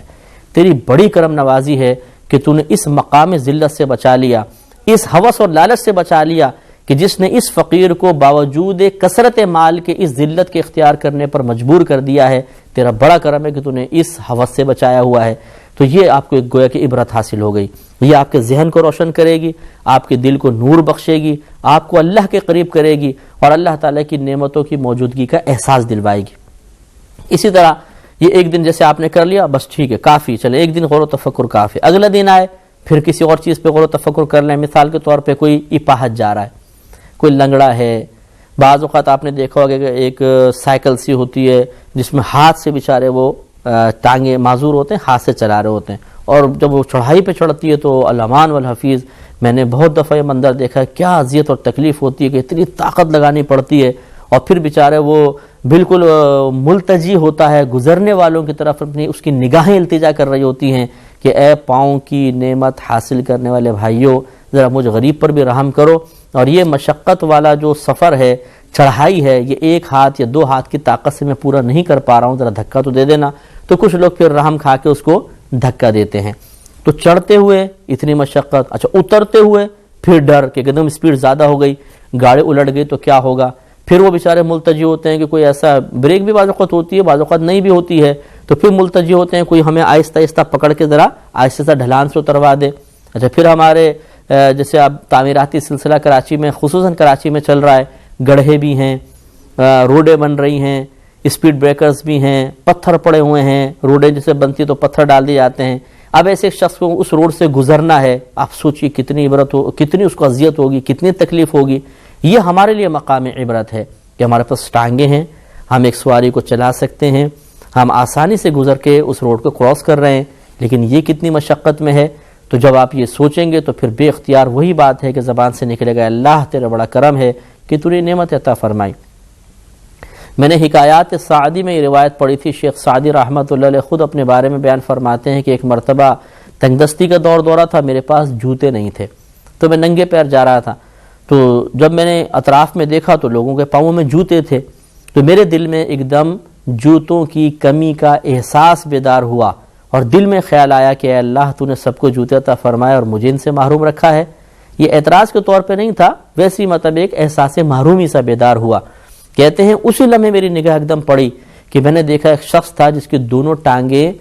فالج زدہ تھیں، وہ نہیں چل پاتا تھا ان سے، تو وہ اپنے دونوں ہاتھوں سے اس طرح گھسٹ کے چل رہا تھا، تو اس کے نچلا دھڑ جو تھا وہ روڈ پر یعنی جو راستہ تھا اس پہ گھس رہا تھا، جس سے اس کی کمر چھل گئی تھی اور اس سے خون نرس رہا تھا، لیکن وہ چلنے پہ مجبور تھا دونوں ہاتھوں سے گھسیٹ کر۔ تو کہتے ہیں کہ میں اللہ کی بارگاہ میں سجدہ ریز ہو گیا اور میں نے اللہ سے اس خیال کی معافی طلب کی اور عرض کی، یا رب کریم تیرا بڑا کرم ہے کہ اگر تو نے جوتے نہیں دیے تو کم از کم دونوں پیر تو سلامت رکھے ہیں، یہ تیری بڑی مہربانی ہے۔ تو یہ دیکھیں جب آدمی عبرت کی نگاہ ڈالتا ہے تو اس کا قلب روشن ہوتا ہے، اسے ہدایت حاصل ہوتی ہے، نفس و شیطان کی گرفت کمزور ہوتی ہے، کیونکہ جب آپ نگاہ عبرت نہیں ڈالیں گے تو آپ کو اپنا بس سب کچھ ہی نظر آئے گا، میرے اندر کمی ہے، مجھے یہ نہیں دیا، مجھے وہ نہیں دیا، یہ بھی ہونا چاہیے تھا، وہ بھی ہونا چاہیے تھا، تو نفس و شیطان کو بہکانے کا موقع ملے گا اور وہ اللہ تعالیٰ کی ذات سے آپ کو بدظن کر دیں گے۔ لیکن جب آپ نگاہ عبرت ڈالنے کے عادی بن جائیں گے تو اتنا دل روشن ہو جائے گا کہ نفس و شیطان بھی وسوسہ ڈالنے کے لیے لاکھ دفعہ سوچیں گے کہ ڈالیں تو ڈالیں کیسے۔ اس مقام پہ تو اس کا دل اتنا واضح، اتنا روشن ہو چکا ہے، اتنی اس میں نورانیت ہے کہ اب کوئی وسوسہ اس پر اثر نہیں کر سکتا ہے۔ آپ آزما کر دیکھیے، روزانہ ایک عبرت۔ میں ایک سمجھانے کے لیے مزید عرض کر دیتا ہوں، زیادہ دور مت جائیے۔ آپ گھر کی خواتین پر ہی غور کر لیجئے. اگر ایک بہن ہے مثال کے طور پہ چولہے کے سامنے ہیں وہ، اور گرمیوں کے دن ہیں اور وہ کھانا بنا رہی ہیں، کبھی روٹی بناتی ہیں، سبزی کاٹتی ہیں، کھانا پکا رہی ہیں، پھر وہ، اور گرمی بہت زیادہ ہے، تو یہ بھی ایک مقام عبرت ہے کہ آپ جو مرد حضرات ہیں ان سے گزارش ہے کہ وہ یہ سوچیں کہ اگر میں بھی عورت ہوتا اور اس طرح کچن میں کام کر رہا ہوتا تو کتنی دیر چولہے کے سامنے کھڑا ہونا پڑتا، کتنا پسینہ آتا، کتنی گرمی محسوس ہوتی، یہ کاٹو وہ کاٹو، یہ برتن دھو وہ دھو، برتنوں کا ڈھیر. جب مہمان جاتے ہیں تو آپ نے دیکھا ہوگا سنک میں برتنوں کا ڈھیر لگ جاتا ہے، اور ہر طرح کے برتن ہوتے ہیں، کوئی زیادہ سالن چھوڑ دیتا ہے، کوئی چکنائی والے ہیں، کوئی چائے والے ہیں، اور وہ خواتین اس کو دھوتی ہیں. جو کم از کم مرد کو یہ کچن کی جو مشقت ہے اس سے تو نجات ہے، تو یہ بھی ایک مقام شکر ہو سکتا ہے کہ اللہ تیرا بڑا کرم ہے کہ تو نے باہر کی ذمہ داریاں دی ہیں، گھر کی ذمہ داریاں نہیں دی ہیں. تو میں تو بڑی عبرت حاصل کرتا ہوں، جو ہمارا چھوٹا بچہ ہے، بچے تو تنگ کرتے ہی ہیں، تو بچوں کی والدہ جو ہے ہماری زوجہ وہ سنبھالتی ہیں بچوں کو. تو میں کبھی کبھی سوچتا ہوں کہ اگر مجھے سنبھالنا پڑ جائے ایک دن بچوں کو، اور کبھی کبھی پڑھنا پڑ جاتا ہے، جیسے زوجہ کی طبیعت خراب ہے، وہ کام کر رہے ہیں تو چلو بچوں کو سنبھال لیا، تو توبہ، بچوں کو سنبھالنا بڑا مشکل کام ہے. ان کا اپنا ایک مزاج ہوتا ہے، ایک لمحے یہاں بیٹھے ہیں، دوسرے لمحے دوسری جگہ چلے گا، اب دیکھو بھی کہاں گیا، گر تو نہیں گیا، کوئی چوٹ تو نہیں لگ گئی. تو خواتین کا یہ کام ہوتا ہے بیچاری، وہ بچے جب چھوٹے ہوتے ہیں تو ان کی حفاظت میں بھاگی دوڑی پھرتی ہیں، اور ذہنی لحاظ سے اضطراب ہوتا ہے ان کو کہ اگر اس کو چوٹ لگ گئی تو سب الزام آئے گا ماں پر، تم کیا کر رہی تھیں، تم نے بچوں کو نہیں دیکھا، تم نے ان کو نظر انداز کیوں کر دیا. تو اس خوف کی وجہ سے کہ گرفت میری ہی ہونی ہے، وہ بچوں کے پیچھے بیچاری رہتی ہیں. تو بڑی عبرت حاصل ہوئی کہ واقعی یہ تو اللہ تیرا بڑا کرم ہے. باہر کی مشقتیں اپنے مقام پر، لیکن ہمیں وہ آسان محسوس ہوتی ہیں. ہو سکتا ہے بہنوں کو گھر کی مشقت آسان محسوس ہوتی ہو، لیکن ہر فریق دوسرے سے عبرت ضرور حاصل کر سکتا ہے. تو عبرت کا حصول اصل میں ہے دل کو روشن کرنے کے لیے، دل کو نور فراہم کرنے کے لیے، اس نورانیت کے ذریعے نفس و شیطان کی گرفت کو کمزور کرنے کے لیے، اس پیدا شدہ نورانیت کے ذریعے اللہ تبارک و تعالیٰ کے بارگاہ میں زبان اعتراض کو روکنے کے لیے. اور یہ کر کے دیکھیے انشاءاللہ بے حد فائدہ حاصل ہوگا. تو اللہ نے ارشاد فرمایا اِنَّ فِي ذَلِكَ لَآیَاتٍ، بے شک ان کھنڈرات کے اندر، ان نشانوں میں جو علامات رہ گئی ہیں، ان میں ضرور نشانیاں ہیں. افلا یسمعون، تو کیا وہ سنتے نہیں ہیں؟ آگے ارشاد فرمایا کہ اولم یروا انا نسوق الماء الى الارض الجرز، اور کیا انہوں نے نہیں دیکھا کہ بے شک ہم پانی کو بھیجتے ہیں خشک زمین کی طرف، فنخرج به زرعا، پھر نکالتے ہیں ہم اس پانی کے ذریعے کھیتی، تأکل منہ انعامہم، تو کھاتے ہیں اس کھیتی سے ان کے جانور، وانفسہم، اور خود یہ لوگ. یہ اللہ تبارک و تعالی نے اپنے احسانات کا تذکرہ فرمایا، اور یہ اس طرح کا اسلوب قرآن عظیم میں بارہا آپ کو نظر آئے گا، جس میں اللہ تبارک و تعالی نے بندوں پر اپنی عنایات کے بار بار ذکر فرمائے ہیں، تذکرے فرمائے ہیں، اور اس طرح اس احسان کو یا نعمتوں کو یاد دلا کر اپنی اطاعت کی طرف مائل فرمایا ہے. کیونکہ یہ فطرت ہوتی ہے، اور کفار قریش کی بھی یہ عادت تھی کہ جو کوئی ان پر احسان کرتا تھا وہ اس کے احسان کا بدلہ دیتے تھے، اور مروت میں اس کی اطاعت کرتے تھے، اس کا ساتھ دیا کرتے تھے. تو اللہ تبارک و تعالی نے بالکل ان کے مزاج اور ان کی طبیعت کے موافق کلام فرمایا، اور گویا کہ بات ان کو سمجھائی یا احساس دلایا کہ جب تم دنیا میں ایک دوسرے کا کوئی احسان قبول کر لیتے ہو تو اس کے احسان مند ہو کر اس کی اطاعت کرتے ہو، اس کا کہنا مانتے ہو، اسے تکلیف دینے سے باز رہتے ہو، جب اس پر کوئی مشکل آتی ہے تو اس کا ساتھ دینے کی کوشش کرتے ہو. تو یہی مروت کا تقاضا اللہ تبارک و تعالی کے ساتھ بھی ہونا چاہیے، اس کا ظہور ہونا چاہیے کہ جب اللہ نے اتنا تم پر احسان فرمایا تو تمہیں چاہیے کہ اللہ تبارک و تعالی کی اطاعت کرو، اس کا کہنا مانو. اور آواز ذات بشریہ تو یہاں ہو نہیں سکتے کہ اللہ کو ضرورت ہو تو تم ساتھ دو، اللہ تعالیٰ معاذ اللہ کسی تکلیف میں ہے تو تم دور کرنے کی کوشش کرو. یہاں صرف اتنا احساس دلانا مقصود تھا کہ جب اللہ تعالیٰ تم پر ہر طرح کا احسان کر رہا ہے، جو بھی نعمتیں تمہارے پاس ہیں وہ اللہ کے علاوہ تمہیں کسی نے نہیں دی، صرف اللہ کی ہی عطا کرنا ہے، تو تمہیں اس ذات کی مروتاً بھی اطاعت کرنی چاہیے کہ جو اتنی محسن ذات ہو اس کا کہنا ٹالنا یہ بہت ہی بڑی بے مروتی کی بات ہے. تو اللہ تعالیٰ نے دو یہاں پہ احسان یاد دلائے، ایک یہ کہ خشک زمین پہ پانی بھیجنا، پھر اس پانی کے ذریعے پودے اگانا. تو پانی بھیجنا بھی ایک بہت بڑا احسان کہ خشک زمین تک طاقت بشری کے ذریعے پانی لے کر آنا بہت مشکل ہے. جیسے یہ صحرا وغیرہ ہوتے ہیں، آپ اگر بالفرض ایک بہت بڑی پائپ لائن بھی بچھائیں تب بھی آپ وہاں تک پانی نہیں پہنچا سکتے، اس پہ خرچے اتنے زیادہ آ جائیں گے کہ وہاں تک پہنچنا مشکل، پھر درمیان میں گرمی کی وجہ سے پائپ گل گیا اور خرابیاں ہزار ہوتی ہیں تو مستقل آدمی پانی نہیں پہنچا سکتا۔ لیکن اللہ تبارک و تعالی چاہے تو بڑی وسعت والا، بڑی قدرت والا ہے، وہ حکم ارشاد فرماتا ہے، پانی بخارات کی شکل میں اڑتا ہے، اوپر پہنچ جاتا ہے، بادلوں کی شکل میں چلتا ہے، پھر اللہ تعالی حکم دیتا ہے برس جا، اور ایک ہی لمحے میں وہ مقام کہ جہاں پر کئی سال سے پانی کی بوند تک نہیں دیکھی گئی تھی، اور وہ مقام ہزاروں میل کے فاصلے تک وہ پھیلا ہوا ہے، لیکن چند لمحوں کے اندر اللہ تبارک و تعالی اسے گیلا کر دیتا ہے، اس زمین کو سیراب فرما دیتا ہے۔ تو ایک احسان تو یہ کہ جہاں تک تم پانی نہیں پہنچا سکتے اللہ نے وہاں تک پانی پہنچایا، یہ بہت بڑا احسان۔ دوسرا یہ کہ اگر پانی آپ ڈال بھی دیں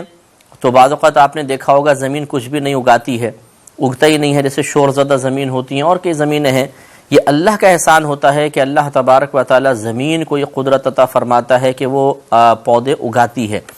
تو اگانے والی ذات تو اللہ تعالیٰ کی ہے، زمین کو وسیلہ بنا دیتا ہے اللہ تعالیٰ اور زمین سے پودے نکل آتے ہیں۔ یہ اللہ کا دوسرا احسان ہے۔ اگر ہم چاہیں تو زمین کے اندر بیج اگائیں، ضروری نہیں ہے کہ وہ اگ جائے،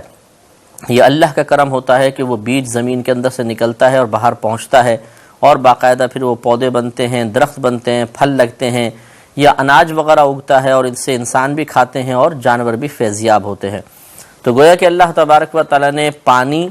اور غذا یعنی اناج وغیرہ دونوں کا یہاں تذکرہ فرمایا کہ جس پر زندگی کی بقا ہے۔ تو گویا کہ یہ سمجھا دیا گیا کہ وہ رب جو مختلف ذرائع و اسباب کے ذریعے تمہیں زندگی عطا فرمائے ہوئے ہے، تمہاری زندگی کی بقا اسی کے کرم اور احسان پر مشتمل ہے یا مبنی ہے، تو پھر اسی کی اطاعت کرنی چاہیے۔ افلا یبصرون، تو کیا وہ نہیں دیکھتے ہیں؟ تو دیکھیے یہ احساس دلا دیا کہ جب تم یہ سب کچھ دیکھ رہے ہو، یہ تمام معاملات ہیں، تو تم سوچتے کیوں نہیں ہو، اپنے باطن میں اس بات کا احساس بیدار کیوں نہیں کرتے ہو کہ واقعی اللہ تعالی ہمارا محسن ہے اور ہمیں اس کی اطاعت کی طرف مائل ہونا چاہیے۔ وَيَقُولُونَ مَتَى هَذَا الْفَتْحُ إِن كُنتُمْ صَادِقِينَ، اور وہ کہتے ہیں کہ کب ہوگا یہ فیصلہ اگر تم سچے ہو۔ یعنی جب انہیں کہا جاتا تھا قیامت آئے گی، اللہ کا عذاب نازل ہو سکتا ہے وغیرہ وغیرہ، تو وہ ڈھیڑ بن کر اطاعت کی طرف مائل ہوئے بغیر اور الٹا یہ مطالبہ کرتے تھے کہ اگر تم سچے ہو تو بتاؤ فیصلے کا دن کب ہوگا۔ قل، اللہ تبارک و تعالیٰ نے اپنے حبیب کریم صلی اللہ علیہ وسلم سے فرمایا، قل کہہ دیجئے، یوم الفتح، فیصلے کا دن، لا ينفع الذین کفروا ایمانہم، نہیں نفع دے گا ان کو جو کافر ہوئے ان کا ایمان، یعنی ان کا ایمان ان کافروں کو نفع نہیں دے گا، ولا هم ينظرون، اور نہ انہیں مہلت ملے گی۔ کہنے کا مطلب یہ ہے کہ جس فیصلے کے دن کو تم جلدی طلب کر رہے ہو، اس کو کہہ رہے ہو کہ اگر سچا ہے تو فوراً بتاؤ فیصلے کا دن کب آئے گا، تو جب وہ فیصلے کا دن آئے گا تو اس وقت تمہاری حالت بہت ہی خراب ہوگی کہ تم جس پر اعتقاد اور یقین رکھتے تھے وہ اعتقاد اور یقین تمہیں نفع نہیں دے گا اور نہ تمہیں پھر مہلت ملے گی۔ اس لیے اس کی طلب سے بہتر یہ ہے کہ اس کی تیاری کی طرف توجہ کی جائے، اور اس دن کے لیے ایسا سرمایہ، ایسا سامان، ایسا ذخیرہ اکٹھا کر لیا جائے کہ وہاں جانے کے بعد شرمندگی اور رسوائی مقدر نہ بنے۔ فَأَعْرِضْ عَنْهُمْ، تو اے حبیب کریم صلی اللہ علیہ وسلم آپ ان سے منہ پھیر لیجئے، وَانْتَظِرْ، اور انتظار کیجئے، إِنَّهُمْ مُنْتَظِرُونَ، بے شک وہ بھی انتظار کرنے والے ہیں۔ یعنی اس میں نبی کریم صلی اللہ علیہ وسلم کو تسلی دی کہ اللہ تبارک و تعالیٰ کے کام بہت حکمت کے ساتھ ہوتے ہیں، اور ایسا نہیں ہوتا کہ اللہ تعالیٰ بندوں کے مطالبات پر فوری طور پہ کوئی فیصلہ فرمائے اور وہ ان کے مطالبات کے مطابق کام کرنا شروع کر دے، بلکہ اللہ تبارک و تعالیٰ کا ہر فیصلہ ازل سے ہی ہو چکا ہے، اس کے ارادے ازلی ہیں، کیونکہ ارادہ اللہ تبارک و تعالیٰ کی صفت ہے اور اللہ کی تمام صفات ازلی ہیں، ہمیشہ سے ہیں۔ لہذا اللہ تبارک و تعالیٰ کے ارادے کے جواب میں کسی فعل کا یا کسی معاملے کا صدور یہ لوگوں کے مطالبات پر موقوف نہیں ہے۔ لوگوں کا اللہ تعالیٰ اپنے کسی فعل کے صدور میں لوگوں کے مطالبے کا محتاج نہیں ہے، بلکہ اس نے ایک وقت مقرر کر رکھا ہے اور اس وقت میں تمام کام ہوگا۔ لہٰذا اپنے حبیب کریم صلی اللہ علیہ وسلم کو اللہ نے ارشاد فرمایا کہ آپ انتظار کیجئے، یہ بھی انتظار کرنے والے ہیں، اور پھر جب اس انتظار کے بعد وہ قیامت کا دن آئے گا، اس وقت تمام معاملات ان کے سامنے بعین ہی ویسے ہی ظاہر ہوں گے جیسے ان کو اطلاع دی گئی تھی۔ صدق اللہ العظیم۔